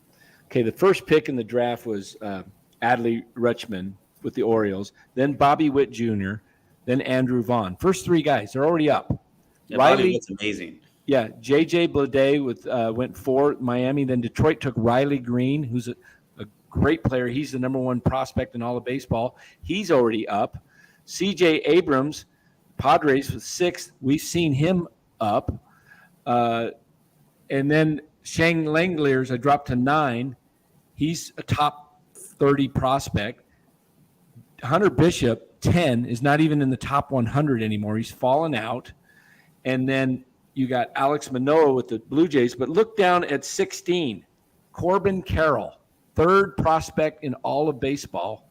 Corbin Carroll with the Diamondbacks. And then you go all the way to 31, Michael Busch with the Dodgers. He's a top prospect he's going to be a really good player. And then just before him at 30, the Yankees took Anthony Volpe, the shortstop, who's a top 25 prospect as well. So what's going on? You got several guys the Giants had a shot at that they passed over. Corbin Carroll, how do you miss that? What's going on with the Giants? It's a real chicken or the egg. We can play this game forever, though. That's. But they're missing constantly. It's a process that's flawed. There's all kinds of hit and miss. But the reality is they've missed consistently. They continually miss. But this is Farhan. I'm not talking about we brought in Farhan for the main reason of developing the minor leagues so that he brought in Michael prospects. Holmes from the A's, who we knew from the A's. Yeah. And they've had more success than the previous regime, because the only reason you can say that is because they probably have a higher rated farm system today than they did almost at any point. They were in the back end. They were like 25, but 27. still, where are the position players? Where? I just think the Giants' whole thing is so flawed. Why? Because they draft a huge percentage of pitchers, like way more pitchers than hitters. And then they sign pitchers over hitters. So where are the hitters coming from? You're not drafting them. You're not signing them. So that means by definition, you have to trade for them. Well, how many good hitters have the Giants traded for in the last 20 years? A handful at most, 3 or 4. They traded for A.J. Pierzynski. They gave up on him a year later. Why? Because he punched Stan Conti in the balls, and everybody was bent out of shape about it. Nathan. And they traded him in that deal for, they traded Joe Nathan to get Pierzynski. Yeah. But I mean, they basically their formula should involve trading pitching for hitting, and they should be doing it repeatedly. There should be 10 to 12 examples of the Giants trading pitchers and acquiring hitters successfully. And there aren't. There aren't. And that's the difference. They didn't even do it today when they 1,000% should have. Yeah. The Beltran also is like the one you can also kind of point at, and that one just sucks because it's like, well, they had Beltran for half a year, and they could have had. I mean, Zach Wheeler is pretty awesome. And then I get the feeling that we're gonna live on this 107 for the next fucking 10 years. The people who want to defend Farhan are gonna be walking around saying they won 107 games. They won 107 games. I mean, it's as simple as this, Lair. If you go through their minor league system from A ball to high A to double A to triple A to majors, there is only one player throughout of all 4 of those teams that is hitting for both average and power. One, and his name is Von Brown. And I know we're tongue in cheek about him, but he was hitting like 340 with a bunch of homers in A ball. And now he's in high A and he's hitting like 330 with a bunch of homers. MF loves going forward, someone, I think it was Anonymous, I got to find it. It was an older comment, but he made the point that there's only 2 wild card spots going forward for the next several years because the Dodgers or Padres are going to have one of them. So your Giants are going to be fighting for one of 2 spots. They're not. Well, not only that, it's like people say, well, I've heard a bunch of people today, and once again, every time the Giants do anything, there are giant apologists just come out of the woodwork. And today it was like, okay, when it was pretty clear they weren't going to make trades of any significance and they weren't going to land any players. All these people I'd much rather them go invest in the free agent market. My God, do you guys realize that most baseball free agents are north of 30? So that means, and almost a lot of these guys are getting 5, 6, 7-year deals. So if you're going to only contend for the best bats in the free agent market, you're going to sign on average a 32-year-old guy, and you're going to have to give him a 6-year deal to take you into 37, 38, his age 37 and 38 seasons. There's a lot of risk involved there. There really is. And then when you do get a free agent who's a free agent in his late 20s, generally that guy's such a blue chipper that the bidding goes through the roof. And Farhan doesn't seem like he's got the appetite to, win a bid. He's far more comfortable, bottom surfing for deals so he can feel good about the expenditure than he's ever going to feel setting the market with any kind of conviction because he wants a particular free agent. I can't even picture him landing a free agent. What do you do if you can't develop players? What do you do to be competitive? They're not. I mean, and then last year was an aberration. This year, the Dodgers are thoroughly outclassing them. The Padres thoroughly outclassing them. The Diamondbacks own the Giants right now. The Giants really the only team that they're competitive with in this division right now, with any real, in any real way, is the Colorado Rockies. Right, but how pathetic is that? The Giants have only one thing going for them, and that's money. So they got, and they don't use their money to an advantage. No, they don't. So that the Red Sox today picked up Hosmer. What did the Padres give the Red Sox for the Red Sox to take Hosmer? Did you guys see that? I didn't see that. Why would the Red Sox voluntarily take on Hosmer? I guarantee you the Padres probably gave them something good to take on Hosmer. That's a creative deal by a rich club taking on a contract. I think they didn't give up much because I think San Diego's paying the bill. So San Diego's paying the freight. Yeah, that's a different deal. Yeah, but the Giants should have taken on the Giants. Where was the Giants? I mean, here's a creative move. San Diego will be paying all of approximately $44 million remaining on Hosmer's $144 million 8-year contract. So San Diego's covering it. Okay, so San Diego's paying the money. So the Red Sox basically probably had to give something to get him just because the Padres are paying the freight. Right. But I mean, I'd love to see a team that's as rich as the Giants use their financial might to get a good deal. Could have had Myers. Could have had Will Myers today. How do you think but is he out for the year? He might be out for the year. Oh, maybe. He played today. What's that? Will Myers? Oh, he played today? Yeah, he played in both games. Okay. Well, San Diego won, by the way. $7.5 million. That would have been a guy that I definitely would have taken. Why? Because he dominates inside your park. So you could have had Will Myers, improved your defense, had him out there in right field, put Yaz in center, and because Yaz is their only center fielder that can play. I mean, I think Gonzalez can do okay out there, but their outfield just stinks. Their defense stinks. So they're not going. We saw it tonight. I mean, Farhan comes on TV and in the top of the second, and Giants totally misplay a fly ball that should have been an out. Wade comes flying in, misses it, and then the next play, Slater misplays doesn't get the proper read. They're a circus defensively. 49ers says, I think the plan is pretty obvious. They're stacking cash, lots coming off the books, big free agent winner. That's bullshit. That is bullshit. That is bullshit. I don't believe that for a second.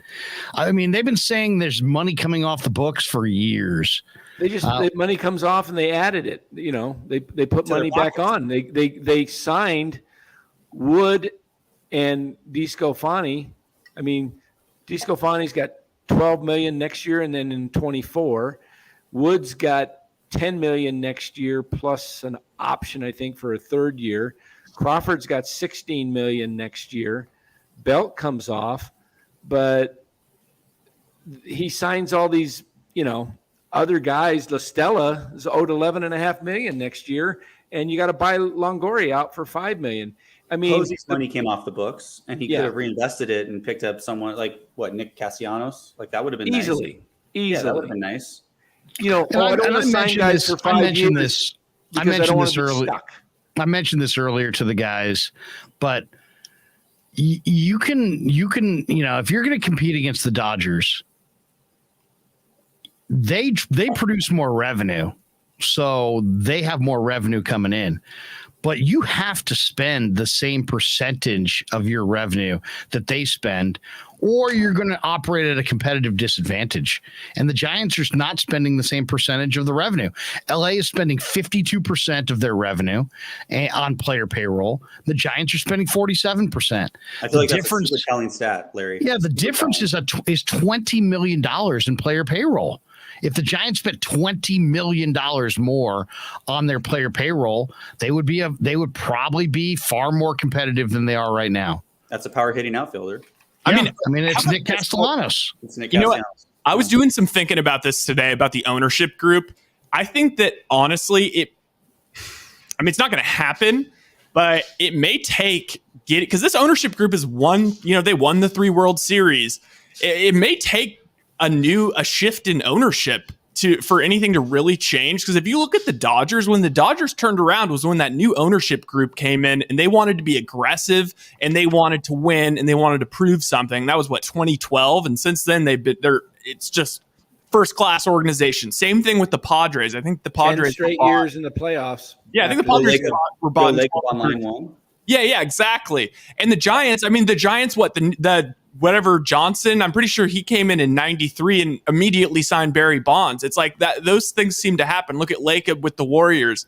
We're just a little long in the tooth for this ownership group, and they don't have the same. Well, I think the problem, what I said earlier, Ryan, is that I don't think Larry Baer has a voice in the decision making of what's going on with the baseball club anymore. It's Johnson's son. And I don't think he cares about what's happening on the field. I think he's, it's all about the pocketbook. And the Giants are raking in money with their Mission Rock project. They, coming off last year, they got season ticket holders. But I think they're going to see a huge decline in season tickets after this year. I think the fans have had it. And anybody who's continually buying season tickets going forward, you're just prolonging the agony of the Giants ever becoming competitive, because as long as the money's coming in, they don't care. Let's talk about this for a second too. As far as this regime, Marco Luciano, Sabian or Farhan, Bobby Evans, Sabian, Kyle Harrison, that's a Farhan pick. Matos, that's a Sabian pick. Yep. Bednar, that's a Farhan pick. Yep. Ramos, Sabian. Pomares, Sabian. Bailey, that's Farhan. Yep. Bishop, that's Farhan. Mikulski, I think that's Farhan. That's Farhan. But I mean, you're so. I mean, I'm looking what, and he's not doing well. Mikulski's not pitching well at all. Bishop's struggling mightily. Ramos is not hitting at AAA. So nobody's really doing anything except Luciano and Harrison. There's a reason. If you look at their value, Bonnie, if you look at the value that, when Ryan, you sent that thing out, I think Luciano had like a 54 value. Yeah. That's higher than any prospect that the Padres traded today. So Luciano is a top 10. He's actually rated 8th right now as in the top 100. The Giants have a guy that is has legitimate star power, but they got to move. This is interesting. CK Chin says the Padres actually hired Logan White away from the Dodgers to run their scouting department. There you go. Maybe that's the solution. That's what I said. Pay. I don't care what it costs. Go find a new scouting director. Yes, find the top guys. How many years can you have nothing with the kind of revenue streams that the Giants have and just sit there and be like, I mean, I'd be giving that guy stank eye at the company Christmas party. What the hell are you? What would you? It's like from Office Space. What would you say you do here? You know what I mean? Well, a good CEO would fire that guy. I mean, seriously, where's the accountability? Yeah, why are we not? Because you have to. A good GM is scouting not just the players, but is also scouting the scouts and the people in charge. So, and I don't understand. Like somebody in the chat said, it wasn't just Soto; they didn't get Drury. Why? So you got to give up a mid-level prospect to get Brandon Drury. Try and improve the team this year. You could have put him at second base. You could put him at third base. You can move him around, and you get a J.D. Davis, and you get a Solano. Get guys that can put the ball in play and get on base and hit the ball hard.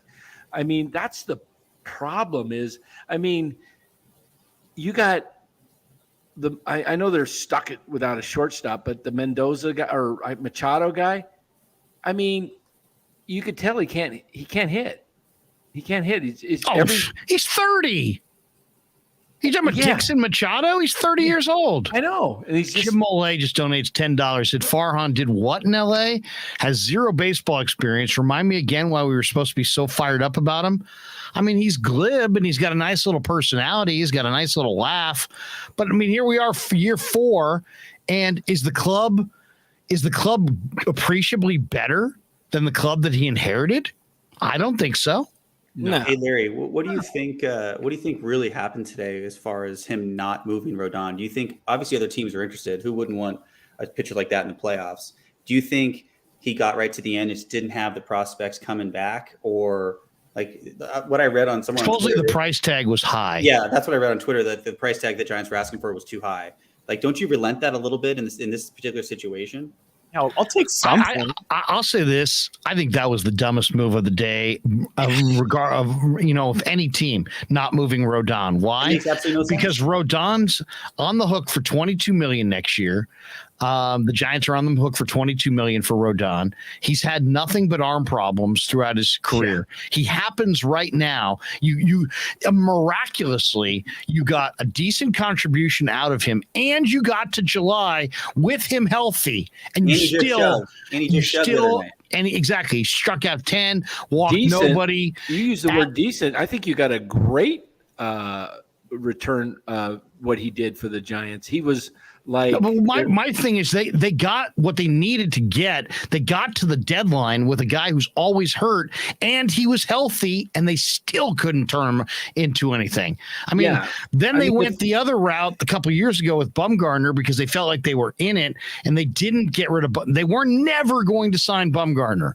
I mean, and I don't think the Giants were ever really in it on Bumgarner, so they kept Bumgarner because it was popular with the fans, and they wound up taking a draft pick, which became Jimmy Glowinky. Actually, I reread that. I think I told you wrong. It was the pick before they got Nick Sweeney, a pitcher from North Carolina State. All right, he's better, but whatever.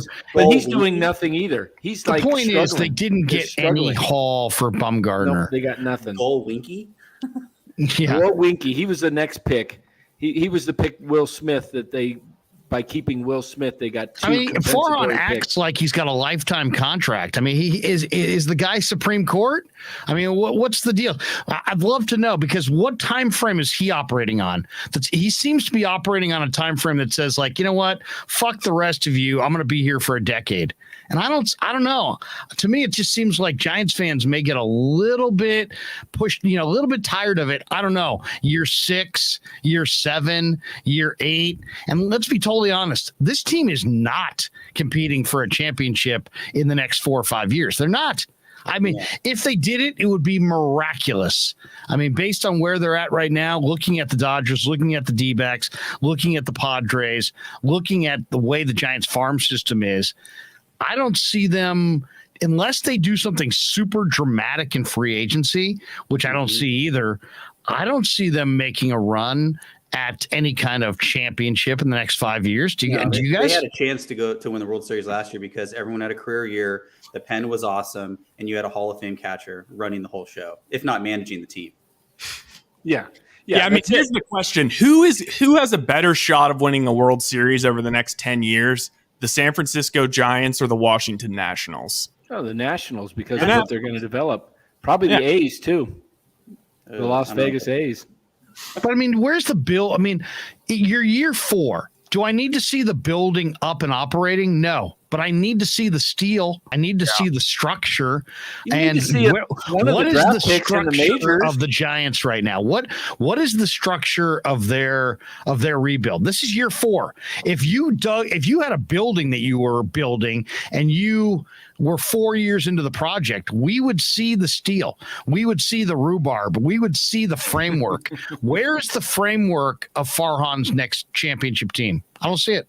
I don't see the framework. And to me, I don't need to see the carpet being laid. I don't need to see the windows being put in. I got to see some framework. I see no framework. So if I see no framework, I'm firing my contractor. And in some ways, I kind of feel like, wow. I mean, you've got this contractor, and he's taking you for a freaking ride. And I don't know. It's amazing. It amazes me that people have the patience that they do. I mean, seriously, how long do you think it should take? Why don't we just forget Farhan and the Giant situation? How long should it take? 4 years? 5 years? 5 years. That's what it should take. Larry, I don't see anything next year. How many years did Bobby Evans get to be the GM? I don't even know if he got 4 full years. 3 or 4. He was gone after, he didn't get I mean, Farhan's had more time, I believe, in the position of GM than Bobby Evans had. Bobby was Brian's assistant for how many years? He'll probably fire Kapler before anyone, Farhan takes any heat, right?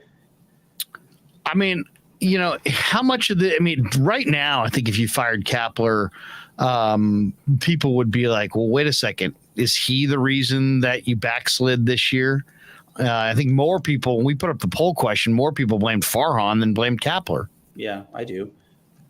Bobby Evans was the GM from 2015 to 2018. So he got 4 seasons. Yeah. He got the 15 season, 16, 17, and 18. Mm-hmm. 4 seasons. And what was his big mistake, I guess, was trading Reynolds, right? That was probably his biggest gaffe. Zach Wheeler.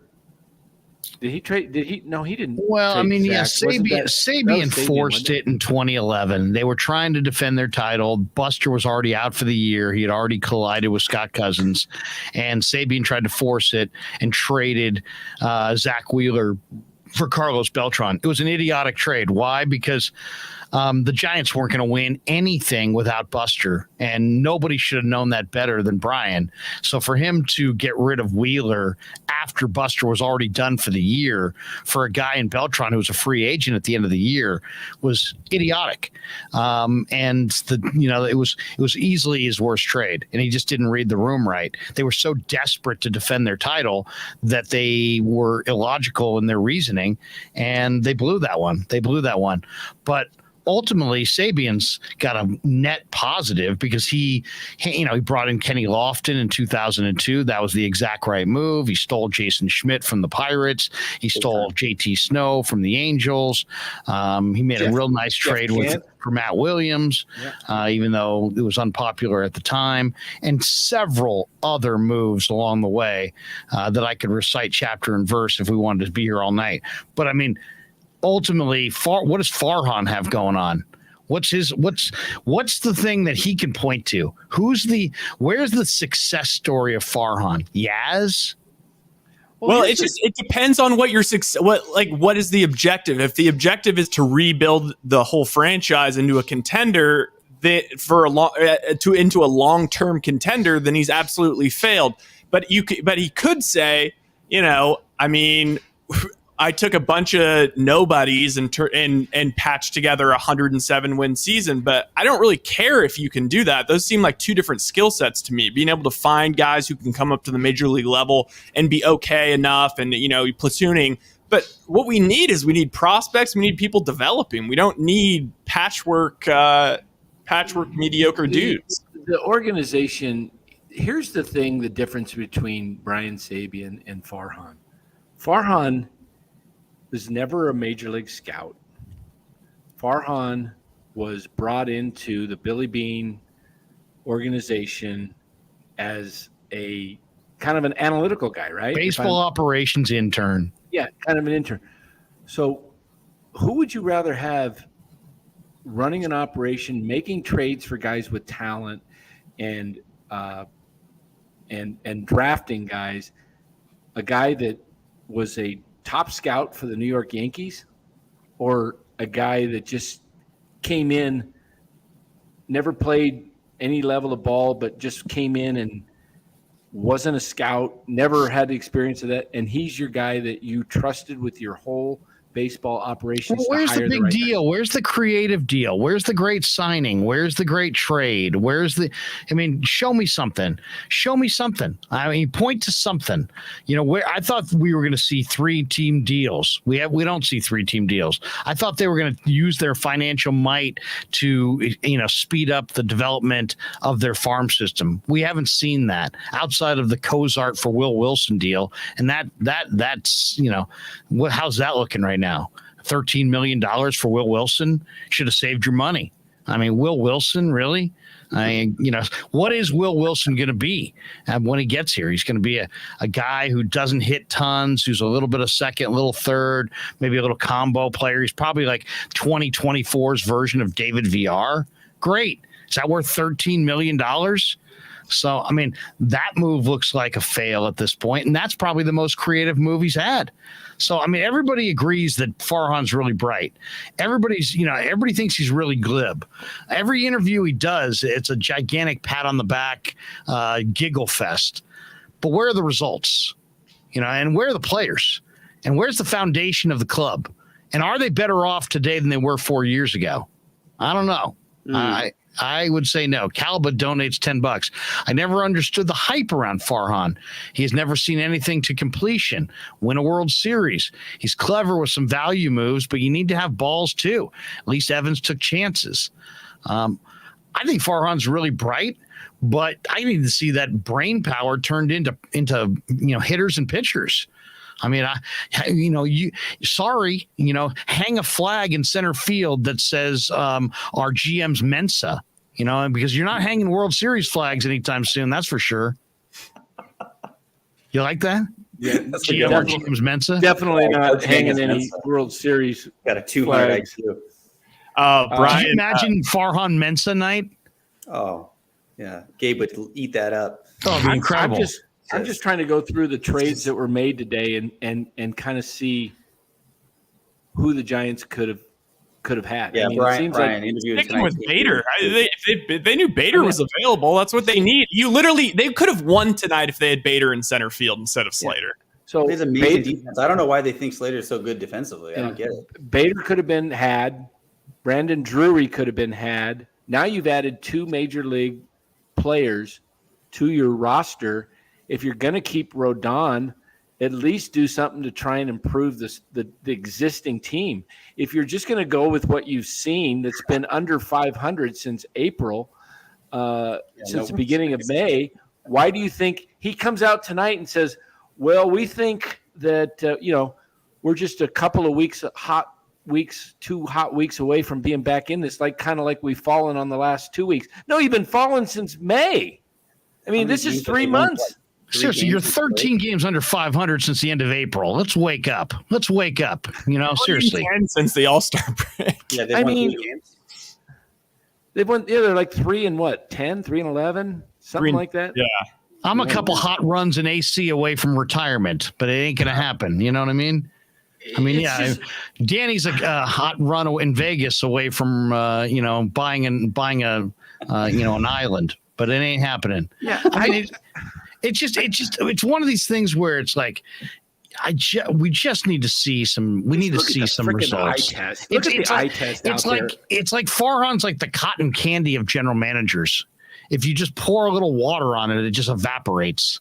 I mean, literally, we're year 4. I mean, year 4, you should be able to point to several successes, several players that are like foundation pieces. Doggone it, I'm tired of this SF. Jason Neal says at the Krueg Show, Robert would like you to answer his question. LOL. Where is his question? Larry, can you please elaborate on your approach on how to revamp this team? You know what? Okay. Romo, well, first of all, what you texted me today, you might be right, Romo. First of all, I've already said it 10 times. So, Robert, listen to me and listen to me good. The Giants are rich. All right. They have a ton of cash. Use that cash to make advantageous trades. What are you talking about, Larry? See Mookie Betts. What did the Dodgers give up for Mookie Betts? Jeter Downs and Alex Verdugo. How did they make that trade? Because the Red Sox didn't want to pay Mookie Betts, and the Dodgers had the money and said, we do want to pay Mookie Betts. Make that kind of trade. Find some team that doesn't want to pay their superstar and make an advantageous trade. I thought the Nationals might be a perfect opportunity with Juan Soto, but they obviously couldn't make that happen. The other thing is stop drafting college pitching in the amateur draft with all your top picks. Scout the thing out, draft some high school hitters, draft some position players, build your team. Your team is your actual guys in the field. Build that team. That's one. Another one is be aggressive, take chances. You would think that the Giants are convinced that every one of their top prospects is gonna hit, and why would they feel that way? Their top prospects haven't hit consistently over the last 20 years, so why are they suddenly all going to hit in the next 2 years? I mean, it's just illogical. Rod Dunham donates $3. All Farhan signs are Boof Bonzer type of prospects. That's a great name, Boof Bonzer. Kalba says, I never understood the hype around Farhan. Let's see. Okay, we Boof already Bonzer was in that Przynski trade. Yeah, Boof Bonzer was in that trade. But I mean, here's that's where it starts. That's where it starts for me is where's the creative move? Where's the move that is incredibly creative? Instead, they've got these little I don't know. It just seems they're focused on the wrong type things. I personally feel like they haven't been able to sign the big power hitter. They just don't want to come. Stanton didn't want to come. Harper didn't want to come because they feel like their numbers are going to be depressed inside Oracle. So you need to trade for him. This would have been a perfect chance to trade for him. Like we talked about last night. Give up the farm. Give up any prospect you want. Take more money on. Do everything. I'll give you another one. The Padres picked up Nomar Mazara. Mm-hmm. No, is Nomar Mazara a stud? No, but Nomar Mazara's got big time power, big time skills. It wasn't that long ago. He was a really highly rated guy. They got him for nothing. Did the Giants try to get him? No, their Giants are going for no tool guys. I mean, seriously, Stewie Fairchild.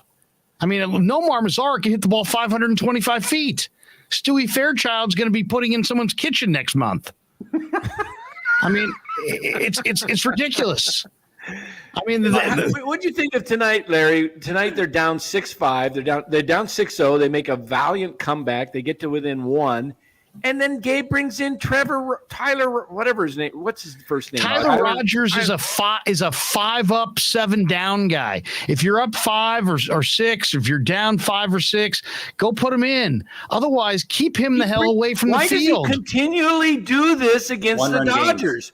By the way, seriously, anybody who watched Tyler Rogers against the Dodgers in the playoffs saw LA they finally decided, you know what? I know this guy is a hash slinging nothing, but we are playing this team.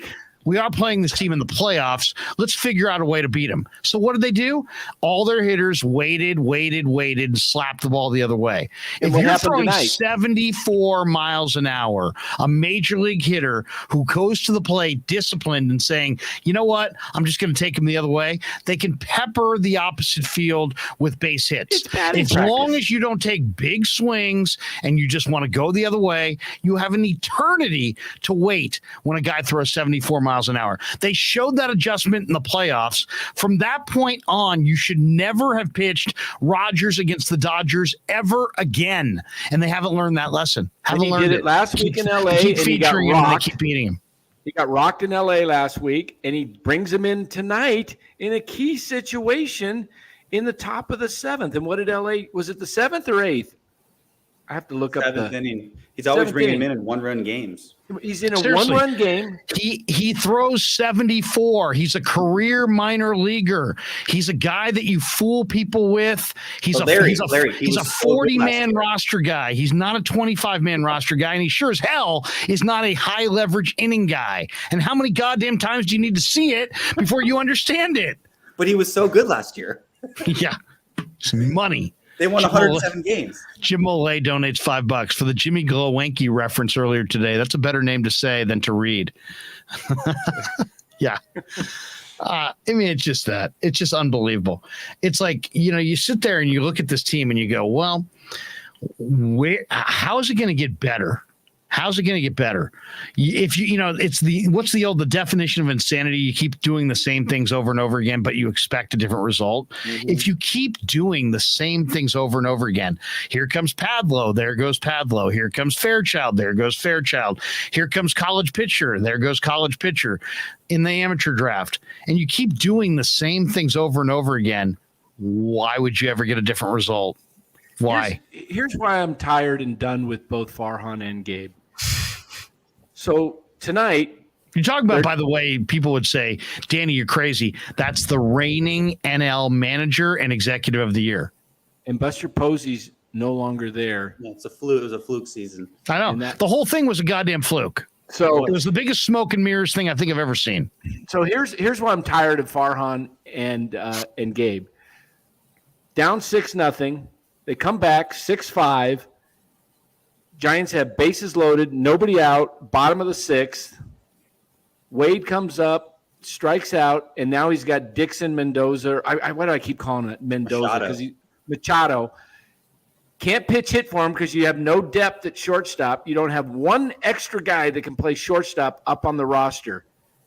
I mean, you don't plan for this. You plan to put a guy that has no absolute can't hit, and you're just going to put him in there and just figure he's in for the game. So that's on Farhan for not having a backup. And then in the 8th inning, it's still 6-5. He brings in Tyler Rogers. Rogers gives up a triple to Lux and then a double to Barnes, opposite field double to Barnes. Then Alex Young, another Farhan find off the scrap metal, comes in and gives up a triple to Bellinger and a double to Betts. So, and then in that same inning, in the 6th inning when you had bases loaded, you got Yaz sitting on the bench.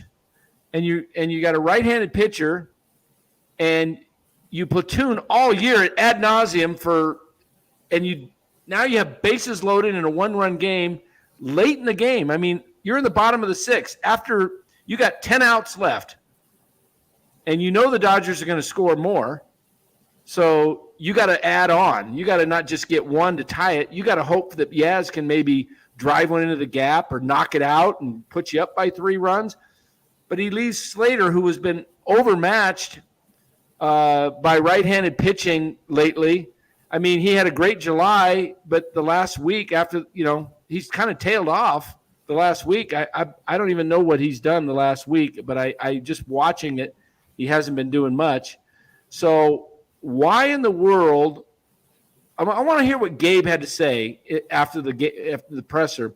What was his comment when somebody asked him? Did anybody ask him, why didn't you pitch hit Yaz for Slater?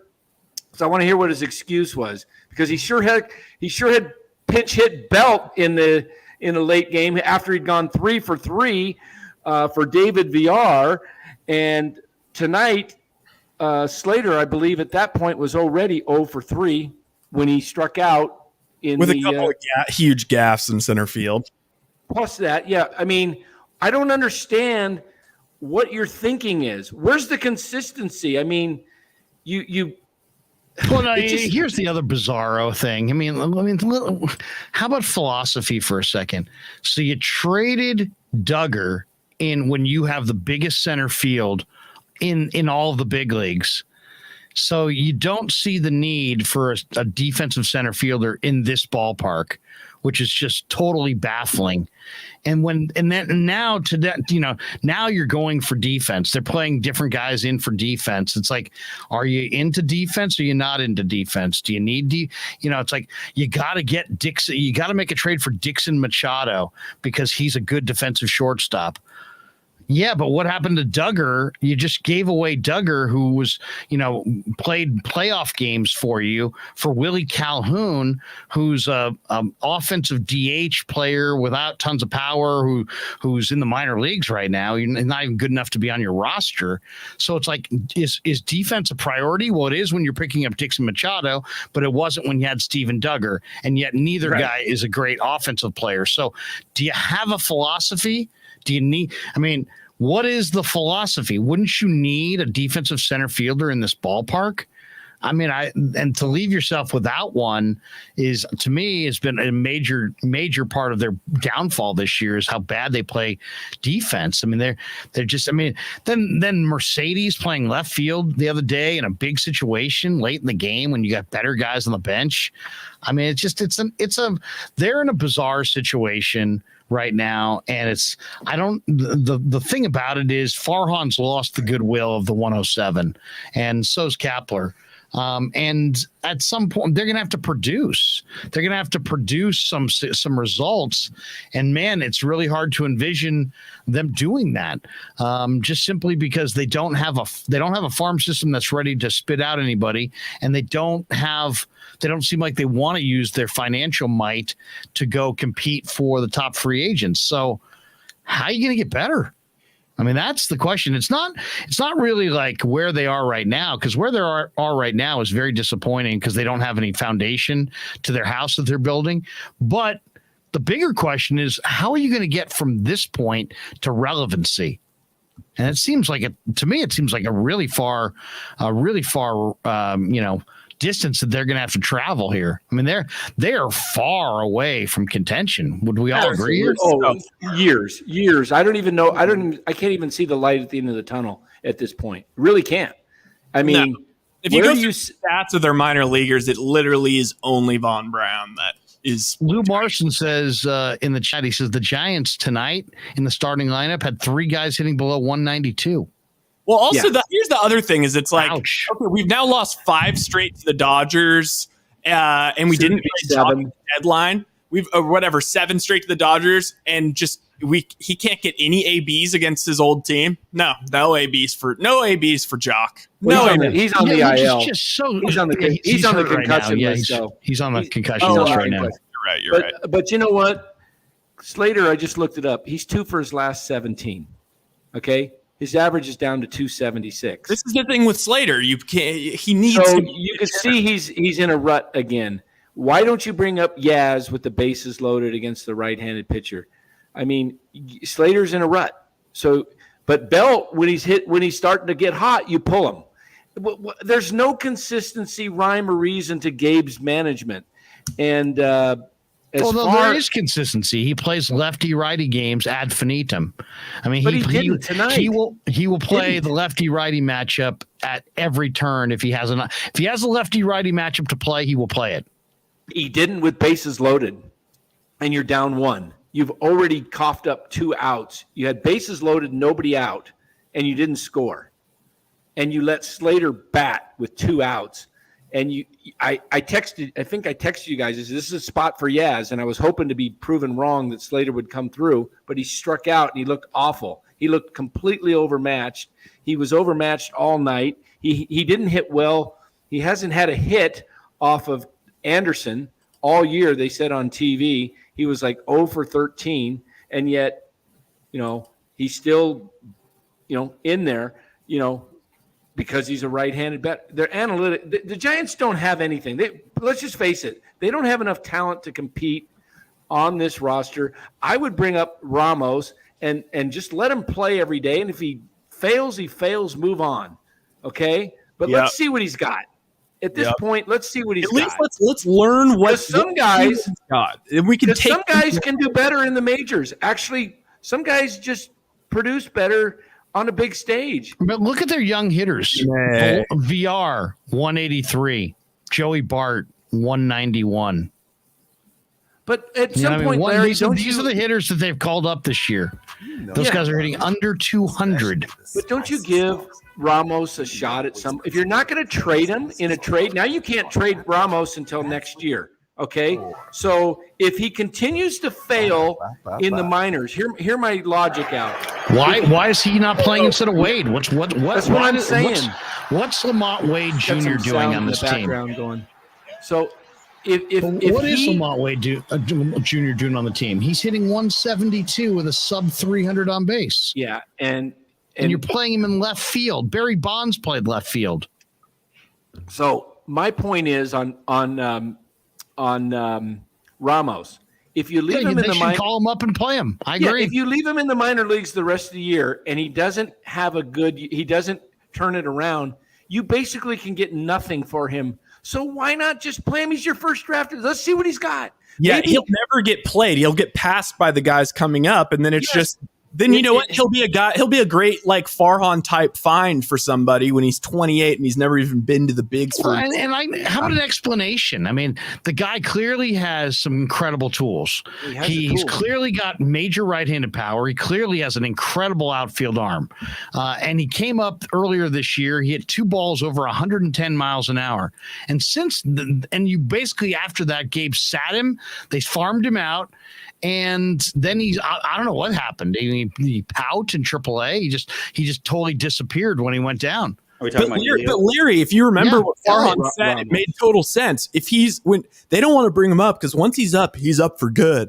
Yeah, bullshit. They brought him up. He hammered the ball twice. Yeah, his first two. I was there opening day, or the next day and the day after, whatever it was. That series against Miami.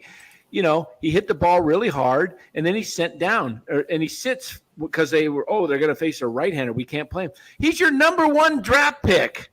If you can't play your number one, if you're platooning your number one draft pick, then your organization stinks and is going nowhere. And I'm telling you, if they continue to do this crap, this platooning crap, for the long as this tenure's here, the Giants will never sniff the playoffs.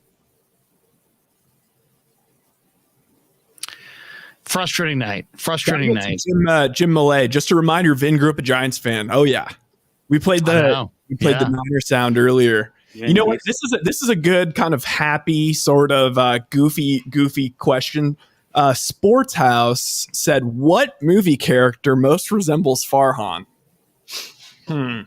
Marinate on that one a little bit. I don't know what to say. I mean, it's. I just hope the Padres win it all. That's what ultimately it comes down to what have you produced, and 20-1, Dan. Are they 20-1? I think I'm going to bet on it because I'll tell you what. I love an organization. I don't want the Dodgers winning. I don't care if I don't want the Dodgers winning at any cost because I can continue my 88 joke for years with my buddies. So, but the Padres, I want to see them win it because selfishly, I want to see the Giants feel some heat. Like, oh crap!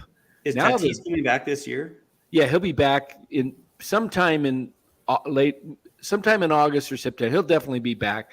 He'll hit peak just like he'll be in peak condition come playoff time because he'll get 100 plus at bats. He won't be worn out, and he'll be just like the Warriors going into the playoffs. Hater in the back end. Hater's closing the games. What's their rotation look like? Oh, they got a 6-man. Well, they did Musgrove. They got Musgrove. They've got the Clevenger. They've got Hu Darvish. Brian says if the Giants aren't feeling heat now, they never will.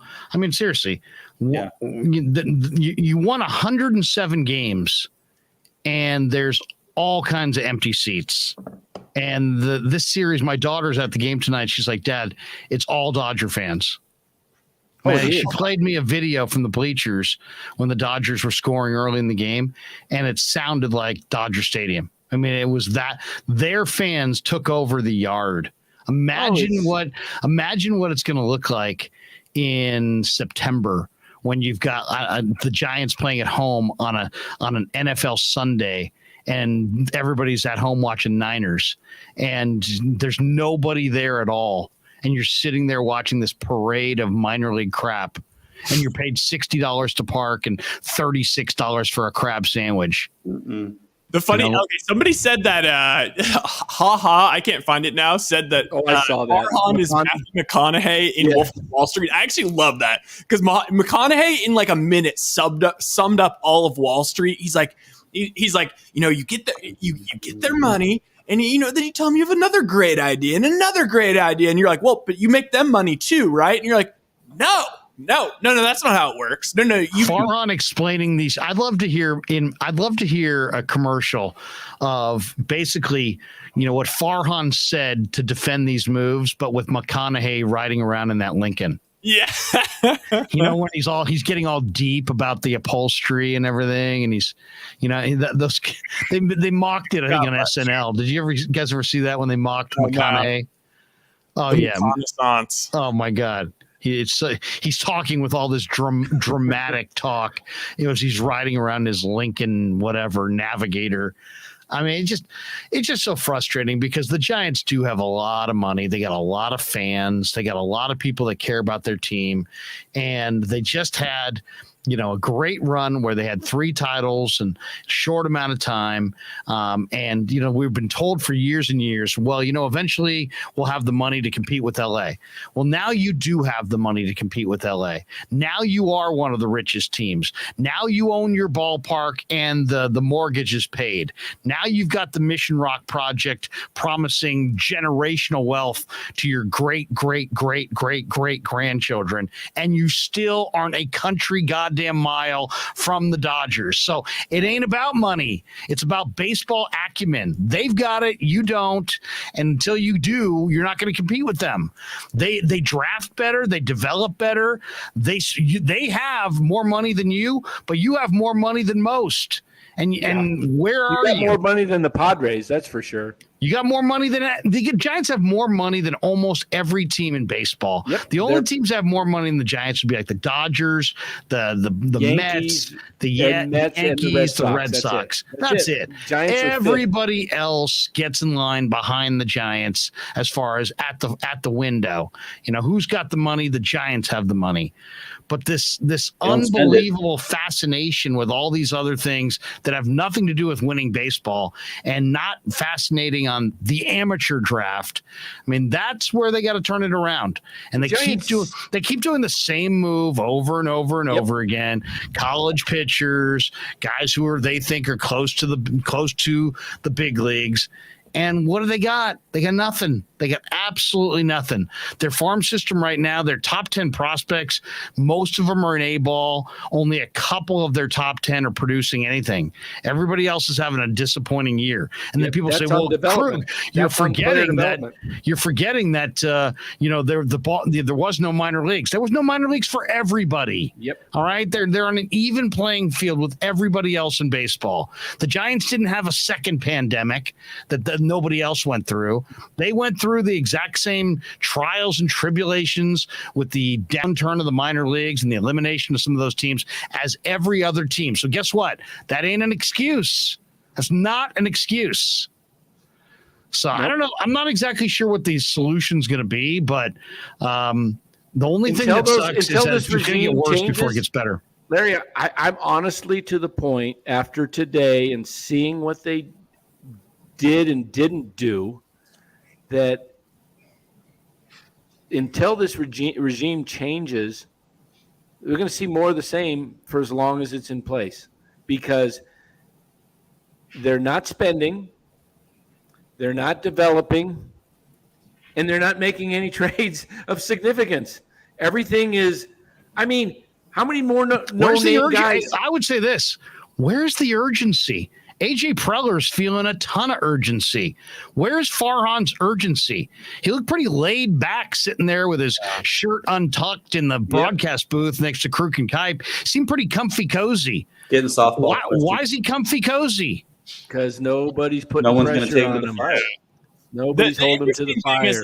I guess you could say for the ownership, and as crappy as this sounds, I'm sure that the way the ownership views it is, who's had a better, aside from the Red Sox, I don't know if there'd be another franchise you'd rather be than the Giants over the last 20 years. We've been to the World Series the most times. They look at it that way, but the owners, you're right, Ryan. Series. The owners in 20, this is also perspective, is like in 2009, if you said, okay, you were going to win 3 World Series for over the next 13 years, and then you're not going to win another for 30 years after that, we all would have taken it.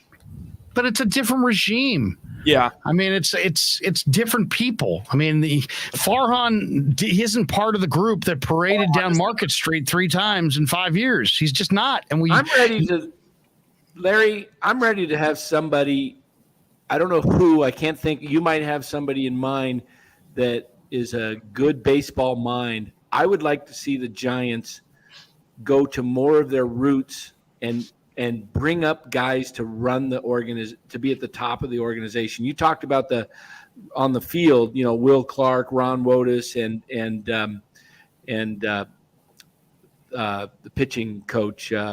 Who was that you had as a pitching Ryan coach? Vogelsong. Yeah, Ryan Vogelsong. Those are guys, true Giants. Is there a guy that has the ability to be a GM, that can be a front office guy that's got a heart for the Giants. I mean, that really loves Giants baseball, that is a longtime Giant. I mean, either that or go get a true baseball purist. You want a baseball man. You want a baseball man. I want a baseball man in the front office running it. I don't want some mathematician that's figuring everything out based on this guy's got potential because, oh, look, in 2020, he was a number 2 draft pick, and or 2018, he was a number 2 pick, Stewie Fairchild, but he fell on hard times. But because he was number 2, there's potential in there somewhere. But his card shows he sucks, but I believe something we can figure it out. Or this guy had 1 year where he had a 379 on base percentage, and he didn't have he had a pretty good walk to K ratio. Let's trade for him. And then, it's this constant shuffling on and off the 40-man roster. I bet you, guys before their bags are even unpacked, they're gone. They just get on the 40-man roster. He goes, oh, wait a minute. I just found somebody else Kerwin Castro, we'll throw him off the 40-man. Oh, the Cubs picked him up. The guy's only 22 years old. Why would you get rid of a 22-year-old? He was your 19th best prospect on your list. You saw what he did last year. He had a good year. You rushed him. Obviously, you pushed him through the system, so he's having a bad year at AAA. Why not move him back down? Okay, that's some confidence. Matt, what do you think about what Matthew Mears said? A couple of people have said something similar in the chat. If we knew who the owners were, we would be calling them out, but nobody is sure who owns what percentage. I never get straight answers when it comes to ownership. Yeah, that's Charles true. Johnson's the biggest owner, I think. It's a group of 30 people. Whatever. I mean, it doesn't really matter. I mean, it doesn't. I don't. What are we gonna? You're gonna publicly shame somebody because their baseball team's bad? I mean, most of these owners aren't doing this. And the problem is, not problem, but they're hands off as far as they've hired Farhan. He's running it the way he sees fit, and so on and so forth. He's their Bud Selig. Sports House says the show has become intense. Where did all the fun jokes and stories go? Yeah, well, I agree. I agree, Sports House, but at the same time, it's become intense because people give a shit. Yeah. People actually care about the Giants. They actually want to see them compete and do well. Let ourselves and today, let's be honest here, the baseball season was built, every day is not like every other day. Today is the day where you had to let's be totally honest about this. The Giants have had no communication at all about what their intentions are for the season. Today is the very first time they've really made any statement of any kind about how they envision themselves, how they envision the race, or how they picture themselves in that race. So we really don't know what they're thinking because they haven't done anything. It's just been a parade of guys up, guys down, this fascination with the back end of the roster, like you win World Series with the 24th and 25th man. I mean, it just reeks of fantasy football jockeying and all kinds of that kind of stuff. Like let's just play with the last guy in the roster over and over and over again. I mean, today, today was, that's Larry? Awesome, but does that get you anywhere? Does that really get you anywhere? Do you really win a World Series with your 25th man? I mean, think about how much time Farhan spends on the 25th man on the roster, and think about how little that actually means to winning the World Series. So, I mean, he's got this fascination with, let me show how smart I am, and in the process, he hasn't built anything. He hasn't built the house. There is no structure. Right now, let's just talk about it. Let's be optimistic. Let's look to the future. If tomorrow they were talking about 2024 or 2023, who's your first baseman? Don't know. Who's your second baseman? Probably Estrada. Your shortstop's Crawford only because you got another year on a bad contract. Your third baseman, go. Don't know. Your catcher is going to be Joey Bart, but he's hitting 150. Casey Schmidt's going to be the third baseman. First baseman, No. Casey Schmidt? What are you talking about? Casey Schmidt plays where? He's in high A ball. Yeah, high A ball. We're talking about 2023. Oh no, you said 2024. No, I'm saying next year when you're putting this team together. You have nothing. You have Joey Bart and what? Yeah, Crawford. That's it. And Crawford. You got old Crawford. You got Joey Bart, who's a question mark. No first base, no second base, no third base, no left field, no center field, no right field. You have Logan Webb's your ace. You got to no think 2, that Ramos would be up no next 3, year. no 4, no 5. Bullpen No closer. sucks. Bench sucks. What do you got? You got Doval. You got Duvall. Can he close? Maybe not. So there's 25 guys on the roster. You got 3 or 4 spots covered. Mm-hmm. You know what today was, That's a long ways away, man. That's a long ways away. Today was crap or get off the pot day, and Farhan is still sitting on the toilet with a big giant his hemorrhoid. legs fell asleep about a half hour ago. He's got a big hemorrhoid because they got him. They should have moved it on. And the only way to I like this one. Mike Voss, is the lunatic fringe back? Yeah. So anybody who doesn't just throw rose petals at the feet of the people running the team are now lunatic fringe. Okay. Unbelievable. All right, let's look towards the future. I'm going to pull up the roster. I'm going to pull up the stats of every minor league team, and let's at least try and point out some positives. It's going to be hard. All right. I'm just saying they're in a really weird spot where they don't, somebody said third baseman could be VR. What's VR hitting? 150 with no power? Yeah, what the hell? He had 21 home runs. You know what? At least they're playing him, and we can see if he's got it or not. And that's what I want to see. He's hitting 183. You know what? 183. So if you, by the way, Casey Schmidt is older than Juan Soto, and he's an A-ball. Think about that. Oh man, I'll tell you what. Go out and get those guys. So it's just they're in a weird spot, and it's like, do you want to be super? If you're super, you show me the guy who's super positive about this team, and I'll show you a guy who's drawing a check from the Giants. Hey Larry, who do you think wanted Rodon? The Twins, Phillies, Twins, maybe Twins before they Yankees. Got Tyler Mahle, maybe the Yankees, maybe the Braves, Montas, right or no? I don't know that. It's all about what was the price tag. What did it cost? What did the Giants want for Rodon? I wish we were privy to. Would you have traded Rodon to the Yankees for who the A's got back? Who'd the A's get back? Waldachuk and something else, right? I think yeah. I don't know. I mean, it's these are hard questions to answer when you haven't seen. I mean, I'm not.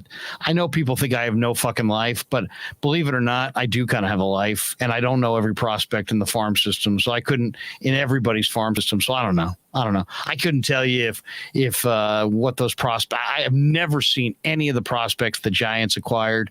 I haven't heard of most of the prospects that were traded today. So I mean, if you gave me hours to study it, I could look at their stats and look at their film and everything, I could give you a somewhat educated opinion, but I really can't. So it's I could sit there and make it up, but me, I don't make it up. So they got number 5, number 10, number 20, number 21. Yeah, I mean but I mean, the Giants' number 2 prospect, 2 years ago was like Tyler Beatty. How's that doing for you? You know what I mean? So I don't know about these rankings. It's all, the prospect rankings are almost like like the rivals when people say, oh, well, he's a 4-star recruit or he's a 3-star. It's like, I don't know how much credence to put in any of that stuff. You know what I'm saying? Oh, I know what you're saying. On a different subject, Larry, what do you think about the fight today between Ayuk and Warner? Well, that I think is kind of interesting from the standpoint of I think Warner's trying to show that that him and Ayuk have been going at it. They went at it the other day right in front of me. Yeah, they were talking mad, or Warner was talking mad shit to him. They were gonna throw blows with helmets on. I know, which is smarter than throwing blows without helmets, but not for a receiver. You're going to break your hand. Exactly. I mean, I'll say this: it was the hottest day in camp. you take hot weather pads, and these guys get testy. Yeah. And then all of a sudden there's a lot of machismo out there. Guys are, there's Warner's trying to establish himself. He kind of he secured the bag and then just didn't play that great last year. Ayuk, I think, is trying to take it to the next level so he can secure the bag. Is that something that they'll squash before the season starts, or does it? Oh, there's nothing. It means absolutely nothing. Means absolutely nothing. I mean, those guys were laughing it up in the locker room three hours later. I guarantee you. Okay. Training camp fights now, they can be terrible if it does get out of hand or if there's something really bad behind it. But I think the Niners culture is pretty good. I think those guys get along. It's just about. It's hot weather. It's competition. It's pressure. It's it's a little machismo. It looks like all the offseason work that Lance and Ayuk put in together. I mean, he looks like he's just throwing to Ayuk constantly in these drills. I think if you're looking for a fantasy sleeper, you might want to go Ayuk, because Ayuk and Trey are pretty much on the same page. And also Ayuk runs the deeper routes. He's going to run the corner fade, and he's going to run some of the post corner, and those are the passes that Jimmy couldn't make with any kind of consistency. Well, Lance can make that pass. So I think they're going to challenge more down the field, and I think that means Ayuk's going to get more targets. And you got a good value on him too. You can probably draft him in the 6th, 7th round. For sure. And what do you guys think? I feel like there's a narrative being spread by certain people that are at camp that the O-line is looking like dog ass. And I just don't agree. I mean, it seems like they're super positive. Everybody that talks about it is super positive, but I think it's kind of like how do we spin the fact that, Trey's getting hurried a lot and they're kind of hedging their bets on Trey by talking S about the O-line. I think the O-line looks fine. O-line looks totally fine. Well, I don't know about that. I mean, you've got Banks is looking terrible. Well, you got Trent Williams, and then you got Banks at left guard. Banks is totally unproven. And then you've got Spencer Burford, a rookie at right guard, and you have a question mark about what McGlinchey is going to be at right tackle. So it's definitely a question mark.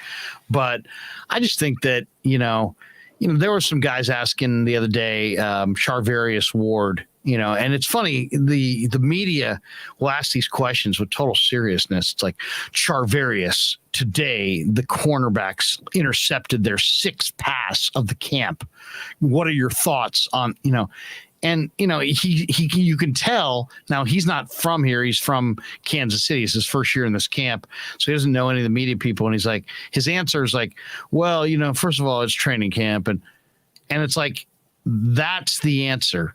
It's training camp. Seriously. In other words, dial down your intensity. Oh my God. Imagine the intensity we're talking about on this live stream about Farhan and the Giants' failure at the trade deadline. Some people bring that level of intensity to drills in July in camp. It means less than nothing. Seriously, how a guy looks in camp, my God, it means zero.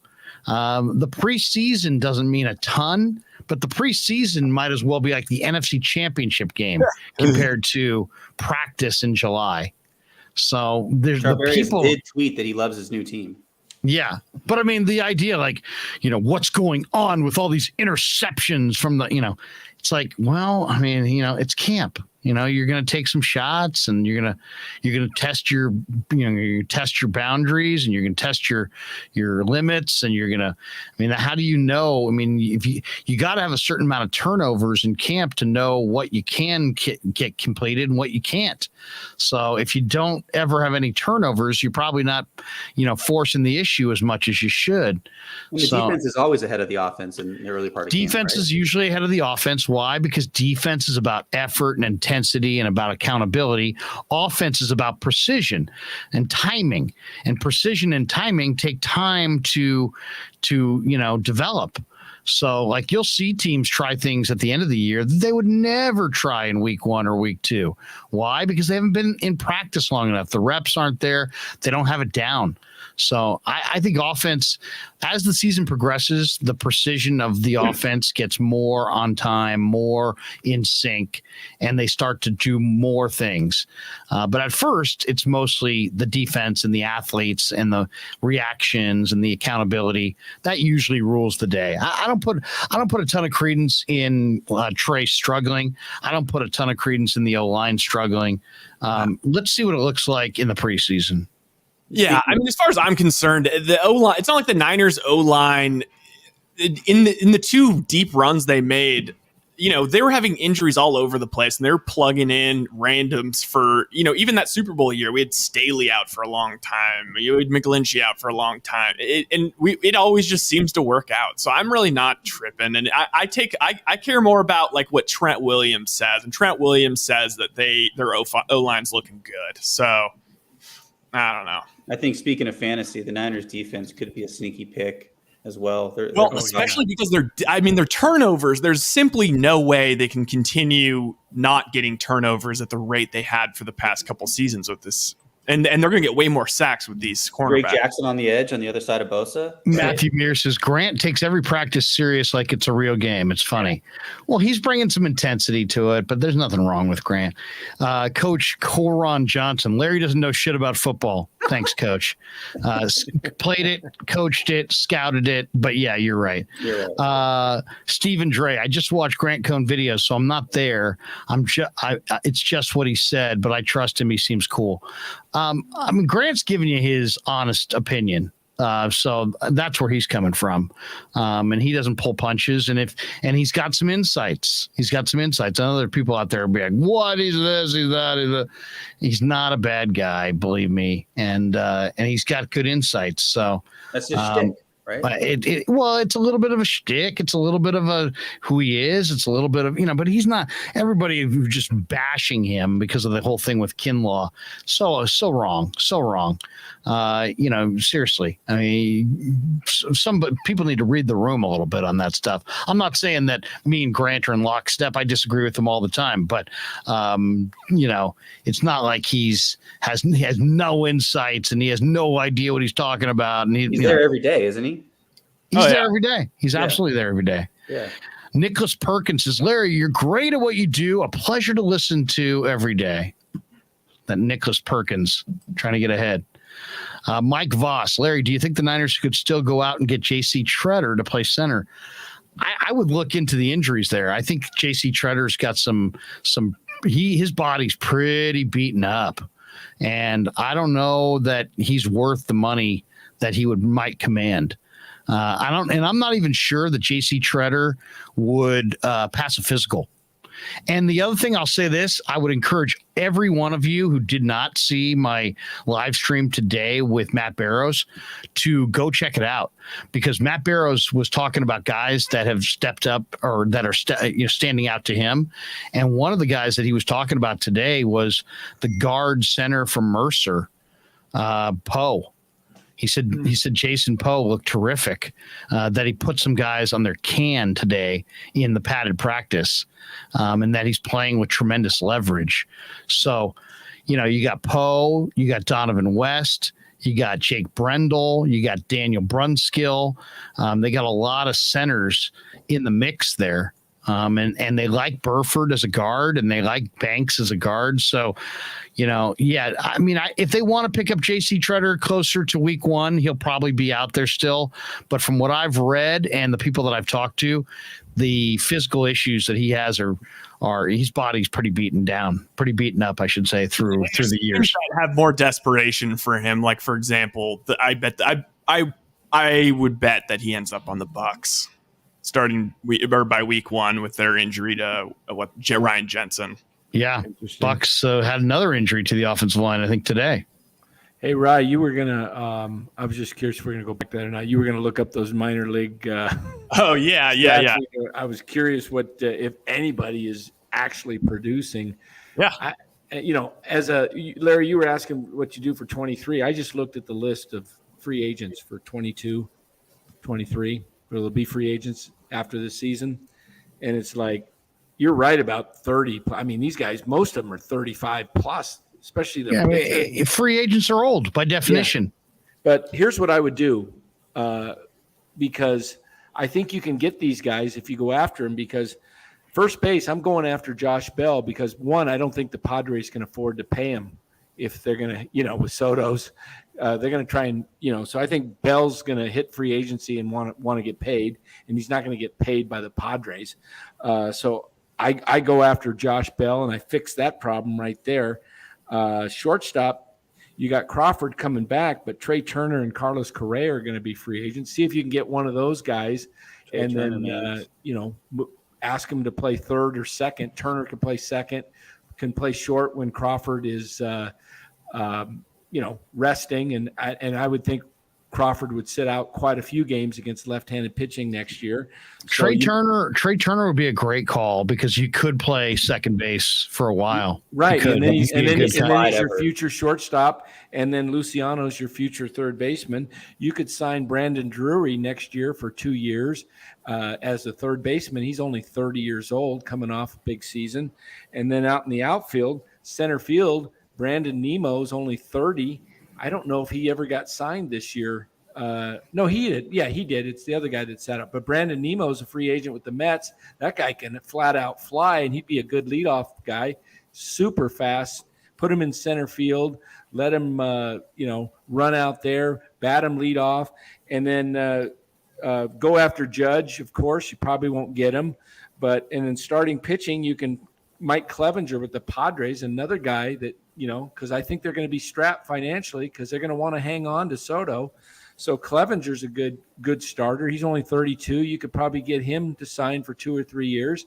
And you can patch this thing back together through free agency if you would spend some money. I've just named 1, 2, 3, 4 position players without getting Judge and a pitcher. And my relief pitcher, I'd go after Edwin Diaz. He's only 29. So, but Jandy, what what you're naming there? You're naming the top infielder, the top reliever, the top closer, the top starter. Every one of those guys could be viewed as the top player at their respective position in the free agent market. Well, I don't think. And the idea that the Giants are going to sign all these guys, it just seems totally unrealistic since they didn't sign the top free agent at any position this offseason. Well, they kind of next offseason they're going to sign the top free agent at every position. Why would the Dodgers re-sign Turner? Why wouldn't they re-sign him? Why wouldn't they? Yeah, no, I know. Well, they're going to want to, but they're saying he wants to go. He's saying he wants to play back east because that's where he's from. Oh, well, then we'll definitely get him. Justin Kerwin says, Larry's the Bay Area's next Hall of Famer for radio. I've been following you since the 90s, nighttime 7 to 10.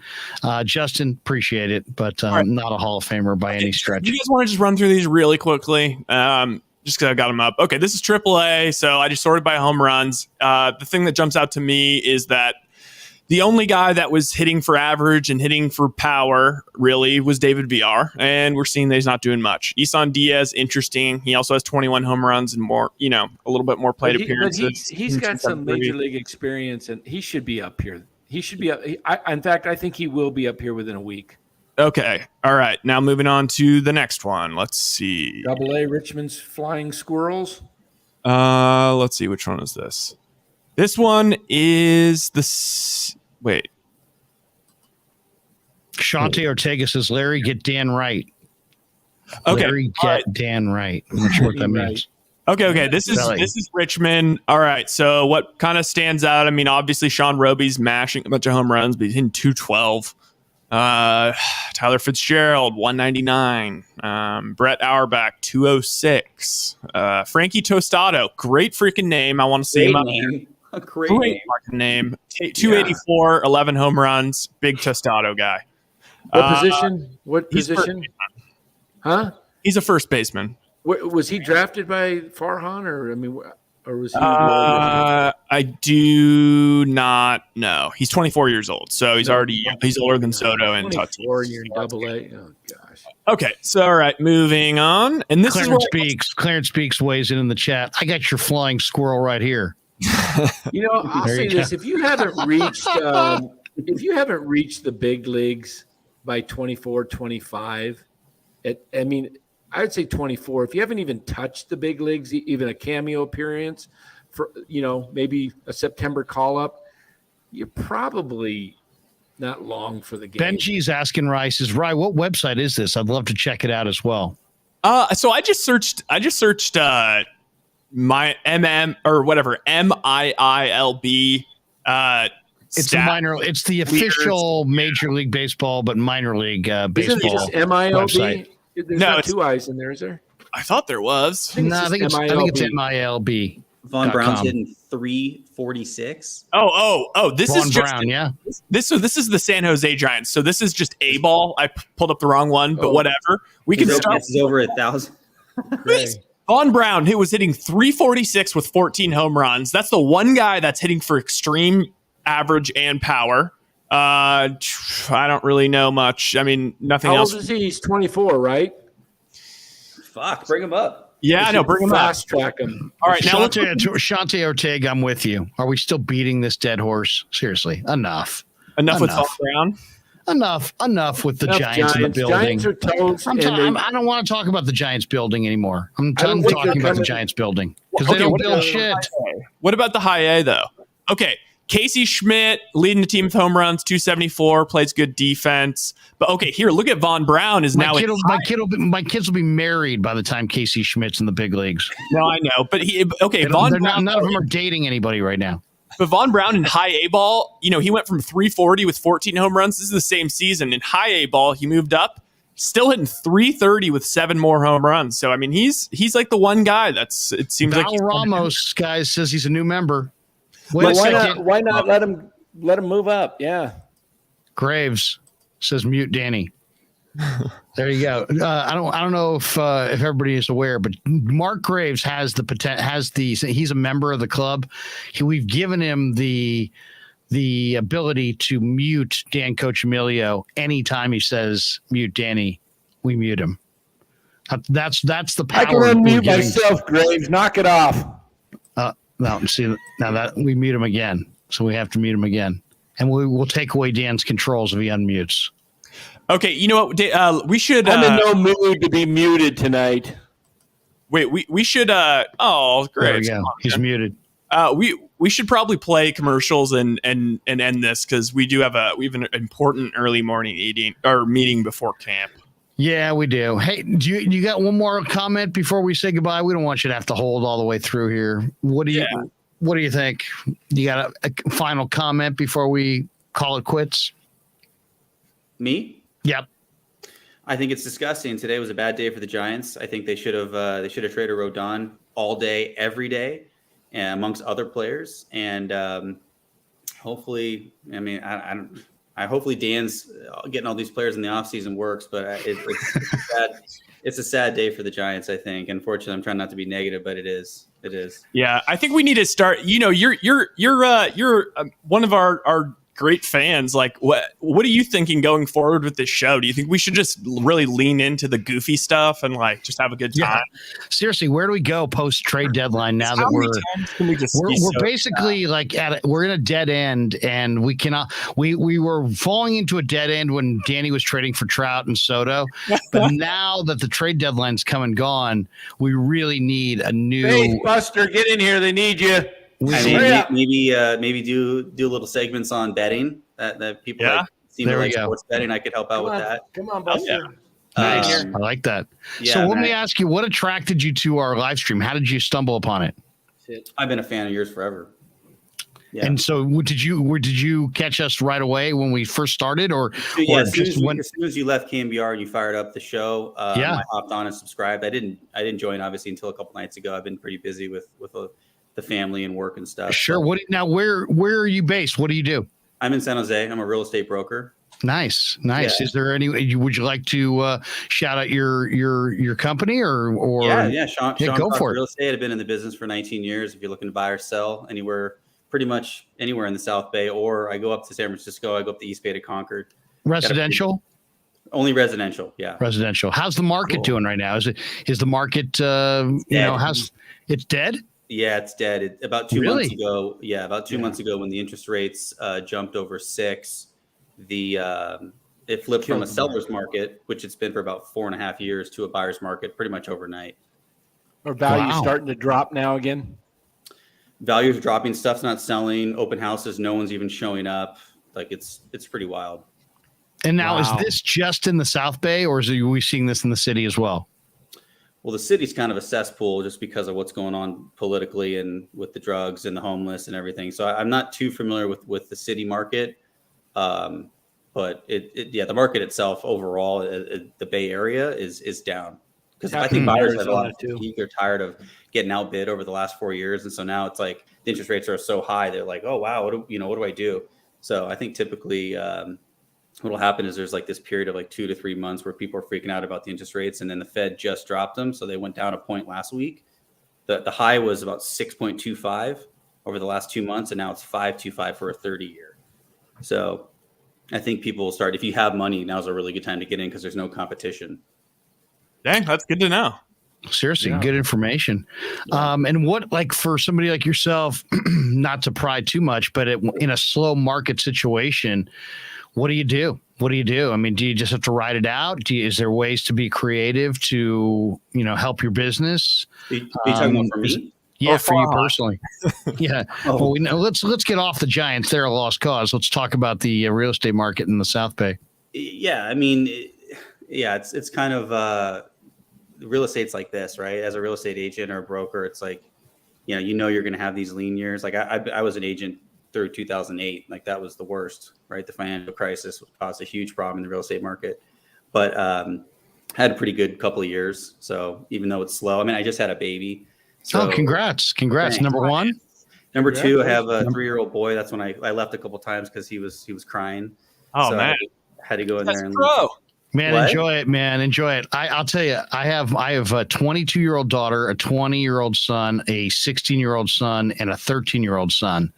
And it seems like yesterday they were 3 or 4. I mean, seriously, the days are long, but the years are short. You know that old saying? Yeah.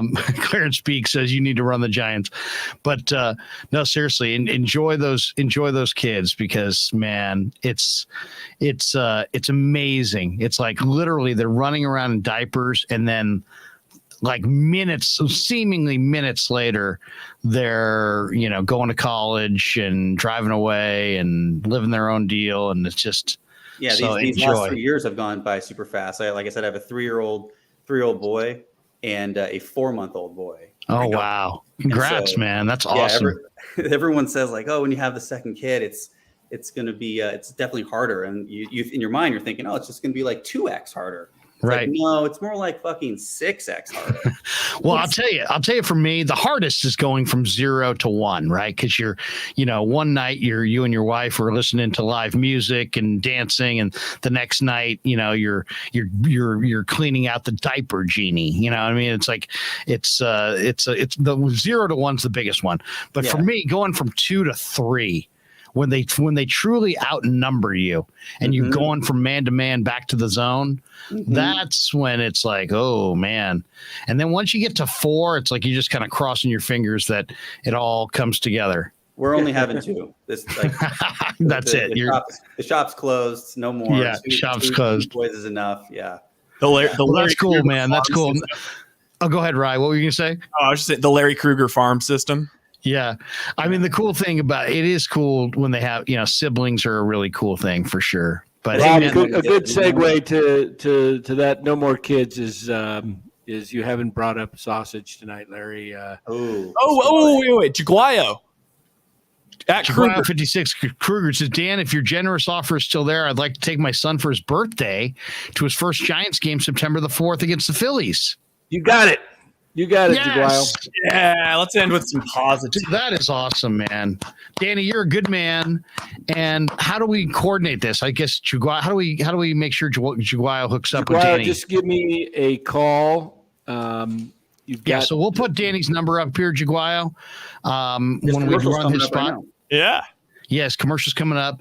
We'll put his number up, and I'll say this, Jaguayo, Danny has been looking to help you out and to get you tickets, and the fact that you're going to bring your son for his birthday to his first game, and Danny's thrilled to. We're all thrilled that we can bring you some joy with the show, but also that we can be part of that monumentous momentous day, I should say. Definitely wrote that in the chat, Jaguayo. Text me.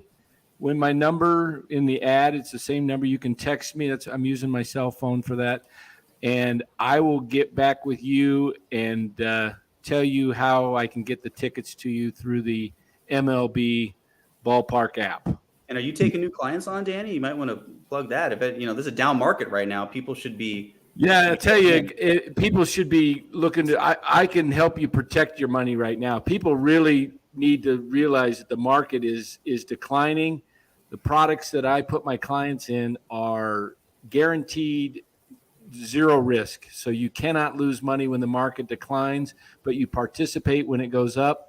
Mm-hmm. And I can actually get some clients over a 10% bonus, meaning if, let's say you had 50 grand and you lost money, I can get you 5,000 instantly added to your account day one. So help you make up some of that. Now, if you're in other states, I can get you a 20% bonus. California limits it. The state of California Insurance Department is pretty difficult to work with. But other states, I can get you 20% premium bonus on your investment. So, by the way, if you guys want to be entertained, Rye's watching Spectravision, and you can see the reflection in the window. Yeah. We can see whatever it is that Rye's watching. No, Dan, you're a good man. You're a good man, seriously, and way to go. And that is very cool. And 916_49 Jaguayo 56. Have a great time. So it's really cool. I'll tell you what I'm loving about this more than anything is just the kind of the community feel. Now, granted, today was a big negative, right? We're venting, I'm screaming, Dan's complaining, we're attacking each other. But you know what? For the most part, the show, I mean, what would you say? I mean, the show it's mainly fun. We're mostly having laughs. But what I love about it is it's an organic deal. And it's like nobody's putting on any facades. It's not like TV. The chat's been amazing since I really got in within the last week or so. It's insane because we were like, well, baseball's probably going to start tailing off and maybe we'll start keeping the live streams to 40 minutes and then pushing more football. But the community is all in the baseball. Like even when we do the Niners stuff, like, yes, we get more people in the room, but not nearly as it's not the same feel. Yeah, the baseball thing has definitely grown. And who knows? I mean, we're negative on the Giants, but believe me, we're all rooting for the Giants to make some run for the playoffs and be relevant down the stretch. It'll be the best thing for everybody. You know what it's like when we're upset with the Giants because we love them so much? It's like if you're in a relationship and they constantly fail you with broken promises. And after a while, you kind of go like, you don't care about me, and you don't want to, and you get ticked off and you want to tell them, look, either straighten up or I'm not going to, you're not going to be I'm not going to take this anymore. And that's kind of what we're saying is like, we're saying we love the Giants so much, but we're frustrated and they're not doing anything. And it's obvious to any real baseball fan that they're not doing anything to. And we're not going to take it. Oh, okay. Yeah. Can we play that? Can we play that song by No, we can't. No, we can't. Oh, we can't. Tassio says, you guys like baseball? Yes, we do. Thank you. Thank you, Tassio. Whether the Giants are in it or not, the playoffs are going to be amazing. Oh, yes. I'm looking forward to the playoffs. I am looking forward to the Padres. Yeah, believe me. It'll be great. I'm hoping it's a Padres. I'm taking the Astros right now. I like the Astros. It says Jaguar 56. Krug, thanks you. I love the Giants no matter how they are doing. We do this too. is a good one. Benji says, I'm relatively young. I love when you guys go off and talk about stuff from the 70s and 80s. So goofing off works for me. Shante Ortega, Krug Nation keeps it 100. Rod Dunham says, last word, R.I.P. Vince Scully, go Giants. Someday Farhan will tell us the plan. Yes, someday. wait, Carlo P. That's I can go get the guitar and make up a song right now. Yeah. Let's see what else we got here. Last word on Vin. We got this one. Larry is the big ticket. Congrats. I'm not sure what that means. Hey, one of the things we're going to finish with tonight is if Rye can dig it up for us, because I just found it on Twitter. So I told a story early in the live stream about my experience with my brother helping him move from Bakersfield. And it was this incredible inning, this incredible baseball game, Dodgers Expos, Dennis Martinez perfect game. And I think it was 1988. I think it was Chris Gwynn who made the final out. We were in Bakersfield and moving and sweating. Anyway, I typed into YouTube, Vin Scully, Dennis Martinez, right? And I found there's a file in there of the last inning of that perfect game. And I was hoping after the commercials that we could fire that last inning. Can you text it to me? Yeah, I will.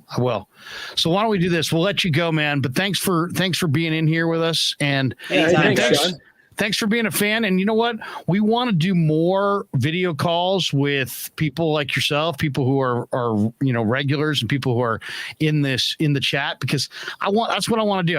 I want to have Danny, I want to have Rye, but I also want to have another person who's invested in our teams and our show and that kind of thing. So you're welcome to join us anytime you see fit. You want to jump in, man, just jump in. I would love to. And I also would love to. I know you guys are doing some sort of random draft or whatever, but I'd love to get into fantasy league. Yeah, we can do that. We're gonna people who are part of the channel are gonna be spot, but I'd love to get into. Hey, you got it, Sean. Just donate your next sale. Perfect.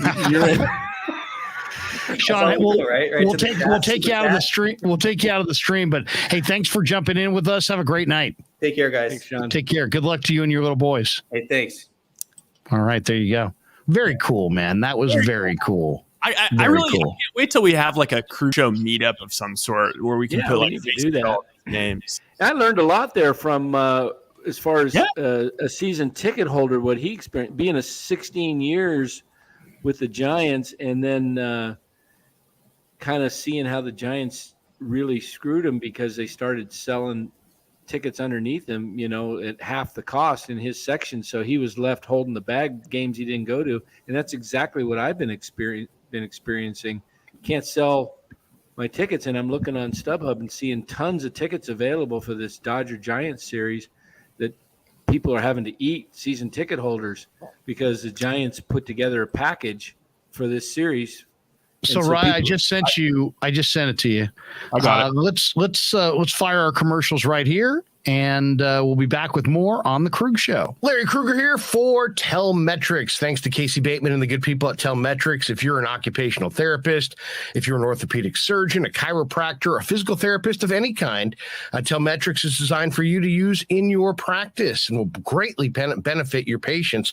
Telmetrics uses computer vision and artificial intelligence and provides a platform for outpatient rehab therapy services, both in the clinical and the telehealth environments. So using Telmetrics can improve your patient's experience and much more. So for all your sports injury needs, or if you're a physical rehabilitation specialist of any kind, make sure you use telmetrics.co, TELMETRIX.co. And thanks to Casey Bateman and all the good people at Telmetrics for being a proud sponsor of the Krueg. I'd like to thank our sponsor, Dan Coccimilgio. Dan is a buddy, and he is a phenomenal retirement planning specialist. And you can contact him today at securemoney.com or at his number 925-628-9966. There's a lot of uncertainty in our world right now, and you want to make sure that your money is secure. That is the key. Danny's got 25 years of experience, born and raised right here in the Bay Area, and he can help you get an immediate 10% premium bonus on your principal retirement account. So give him a call, 925-628-9966. He'll make an appointment with you, and you can sit down. It's not a one-size-fits-all kind of a deal. He'll consult with you and come up with a strategy to get you going to where you want to be. Once again, 925-628-9966, securemoney.com on the web. And thanks.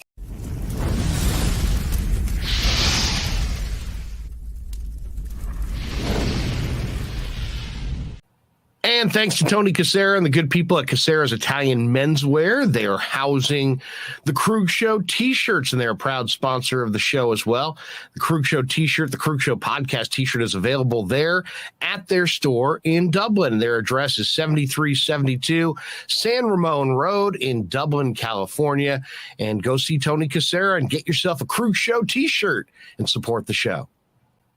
And special thanks to our sponsor, New York Style Italian Sausage. That's right, NewYorkStyleSausage.com is their website. Phenomenal product, whether it's the breakfast sausage, the Italian mild, the Italian spicy, the chorizo. You cannot go wrong with New York Style Italian Sausage. Once again, NewYorkStyleSausage.com. Often imitated, never equaled.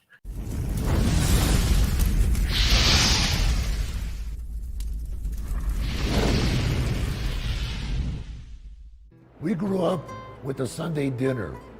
That means no matter how busy you were, no matter where the hell you were, you came to dinner on a Sunday night.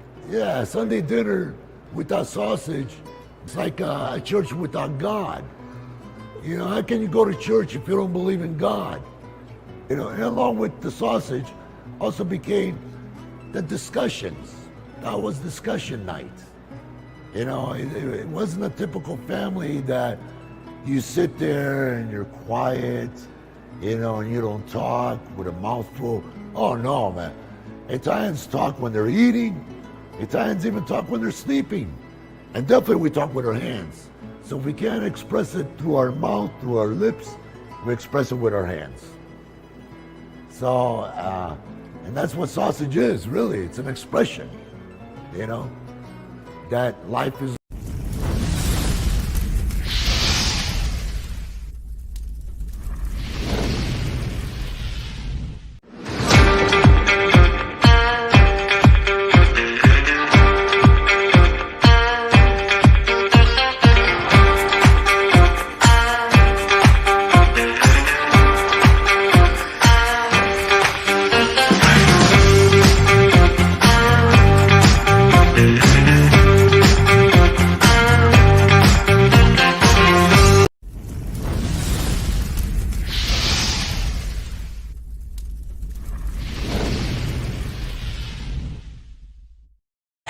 Down the home stretch.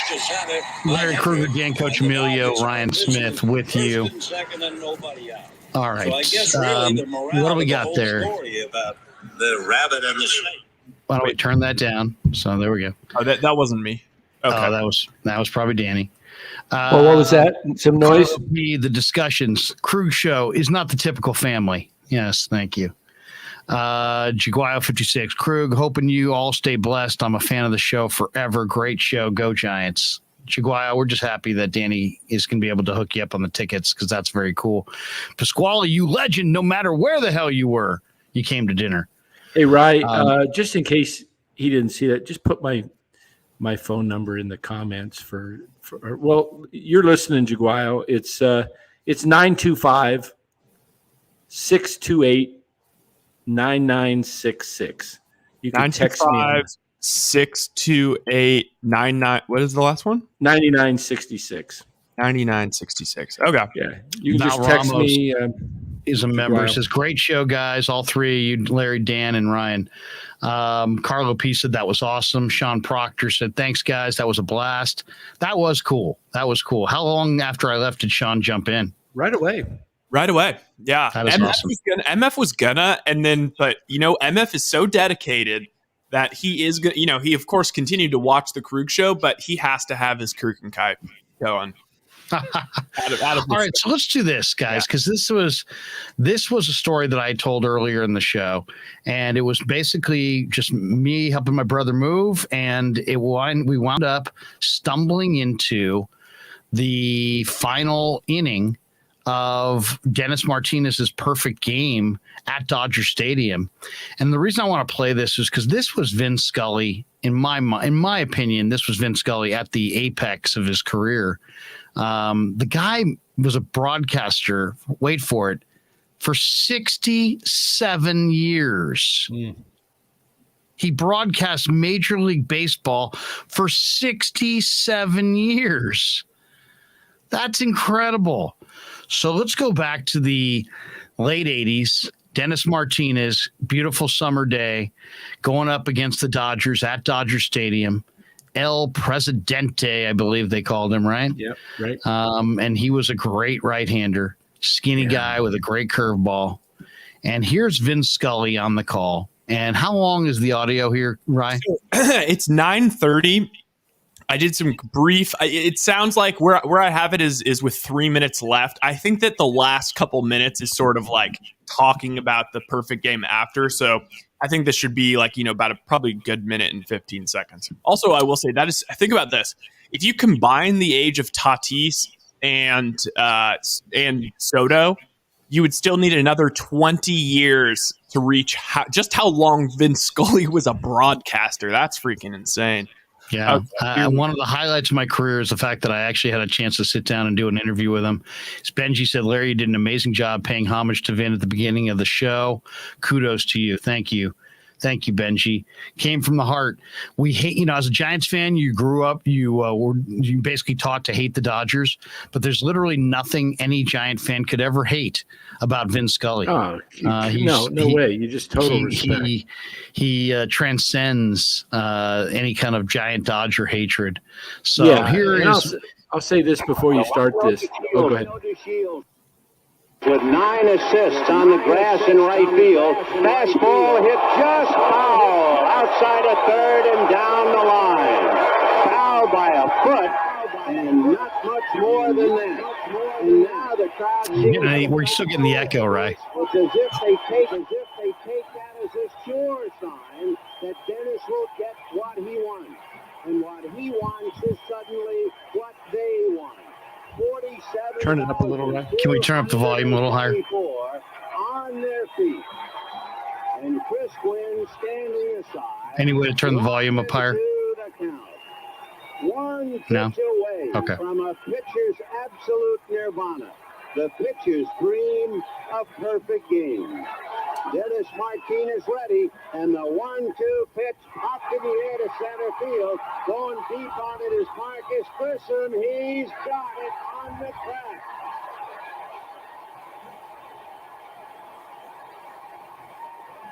Dennis Martinez being mobbed by his teammates on this 28th of July, 1991, 3:22 p.m. in the afternoon. Dennis Martinez has reached the ultimate, a perfect game against the Los Angeles Dodgers. Nothing scratchy, nothing fluky. It was a masterpiece.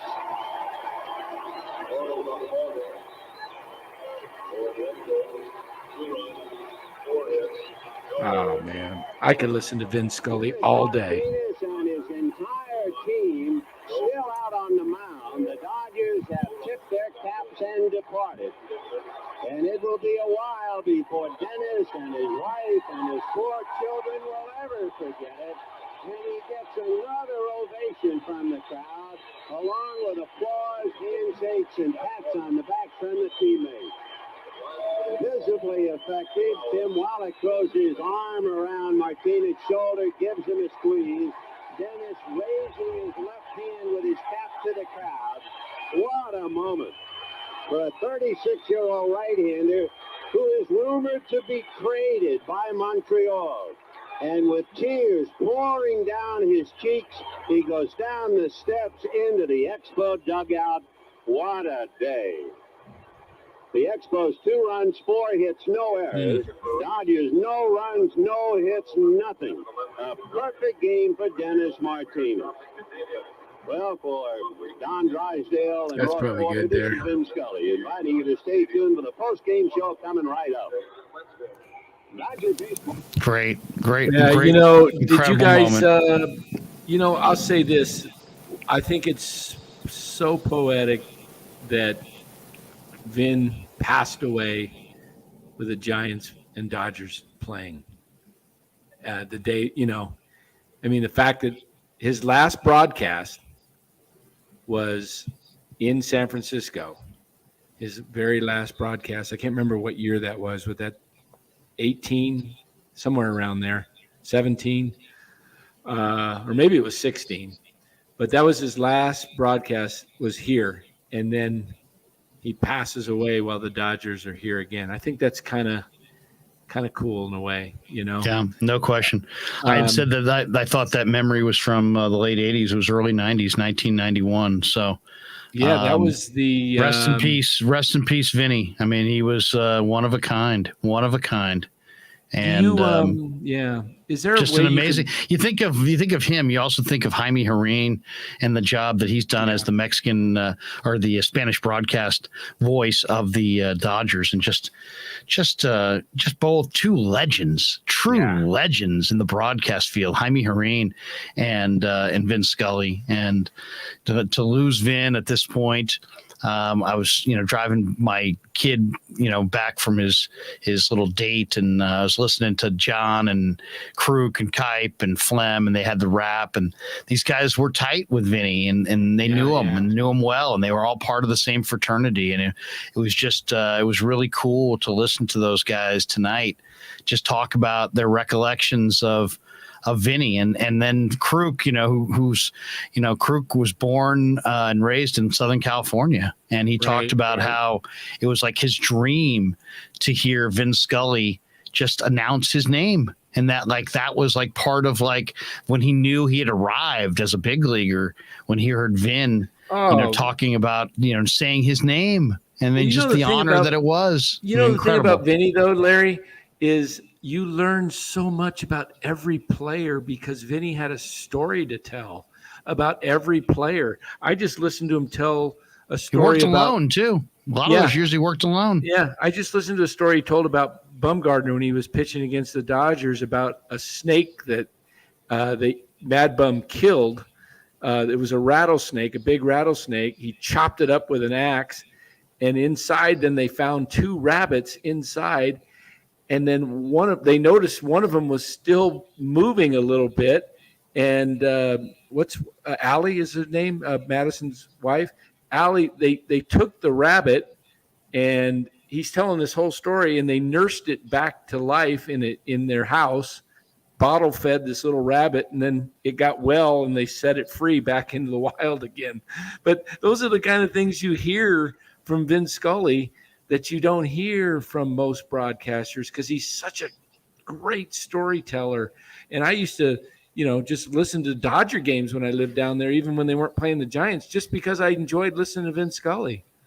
Absolutely. Did you play that thing I sent you? You could hate the Dodgers all you want. Yeah, but you had always had incredible respect for Vin, and he just such a likable guy. And then it's funny. There's so many times in life that you meet somebody that you thought was great, and then they don't stand up to it, right? They're either short with you, they're a jerk, they're mean, they're impatient, they're whatever. And my brush was with him. He was gracious and kind and warm and engaging, and he understood that it was his job to pass along the stories of Giants and Dodgers history. And we were young broadcasters, and he was a veteran, and it was, it was 1998 or 99, and, he'd been doing it forever. And he could have easily blew by me and Chris Townsend and just said, "Hey, boys, I don't got time for it. I don't know who you guys are. You guys aren't big wigs. You're not big names. I don't got time for you." Right. Instead, he's like, saw our excitement and enthusiasm for baseball, and his eyes lit up, and it was like he was our best friend. And he did this engaging, incredible 20-minute interview. And I remember the program director coming to us, and he's like, "Man, you guys really showed me something last weekend." I'm like, "Really? What was that?" And he's like, "Well, you got Vin Scully to sit down with you for 20 minutes. Who gets that? You guys did. That's incredible." And I'm like, it's like, like sometimes when you're so new at something, you don't realize that that you're even there. Sometimes you don't even realize that you shouldn't get something done that you got done. And like, we were so new and so young in the broadcast field that we didn't even know that Vin shouldn't have sat down with us for 20 minutes. We were that we were that clueless. Yeah. We didn't know anything. So it's like, Chris looked at me and I looked at him, and I'm like, bro, that was great. And he said, yeah, it was great. And, you know, so it was just great memories, absolute great memories. All right. Carlo P One more says, thing hearing that- John, Flem, Krueg, and Kipe honor Vin tonight made the loss nearly irrelevant. What you All got, right. Ryan? I'm going to play something, and then we should get going. Is Yeah. that the one I sent you, Ryan? Yes. Yeah, this is really good. This was from tonight's game. The Giants honored Vin Scully. Afterwards. Why don't we And I just think- go out on this? This is the Monster Slam. This would be what I think we should go out on, and I think it's Brian, the Brewers, Brian Anderson talking. It sounds like to me. Okay. And now they make the announcement here at Oracle Park, and it's a crusher. He's 94. He lived a great life, but it's just crushing news. I came up in the minor leagues calling games in the Dodgers minor league system in San Antonio, and just the idea that Vin Scully would listen to a demo tape, and yeah, my first day in the big leagues, Vin Scully came up to me and said, "You must be the new boy." He was the best. The best. The greatest to ever do it. There'll never be another Vin Scully. An incredible life and legacy, and his voice will always. And now they make the announcement here at Oracle Park, and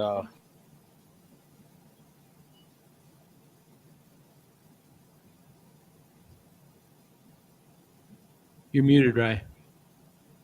Oh, I think that's it. That's all we got. That's it. All right, guys. Have a great night. Thanks to everybody who participated, and we will check you out tomorrow on The Krueg Show. Yeah, never met a man I've been scared of. Careful, you won't get exactly what you asked for. Here for whatever you bring me, getting handled. I answer to no one, I don't need to hassle. Yeah, we ain't never fall back. Hold our ground where we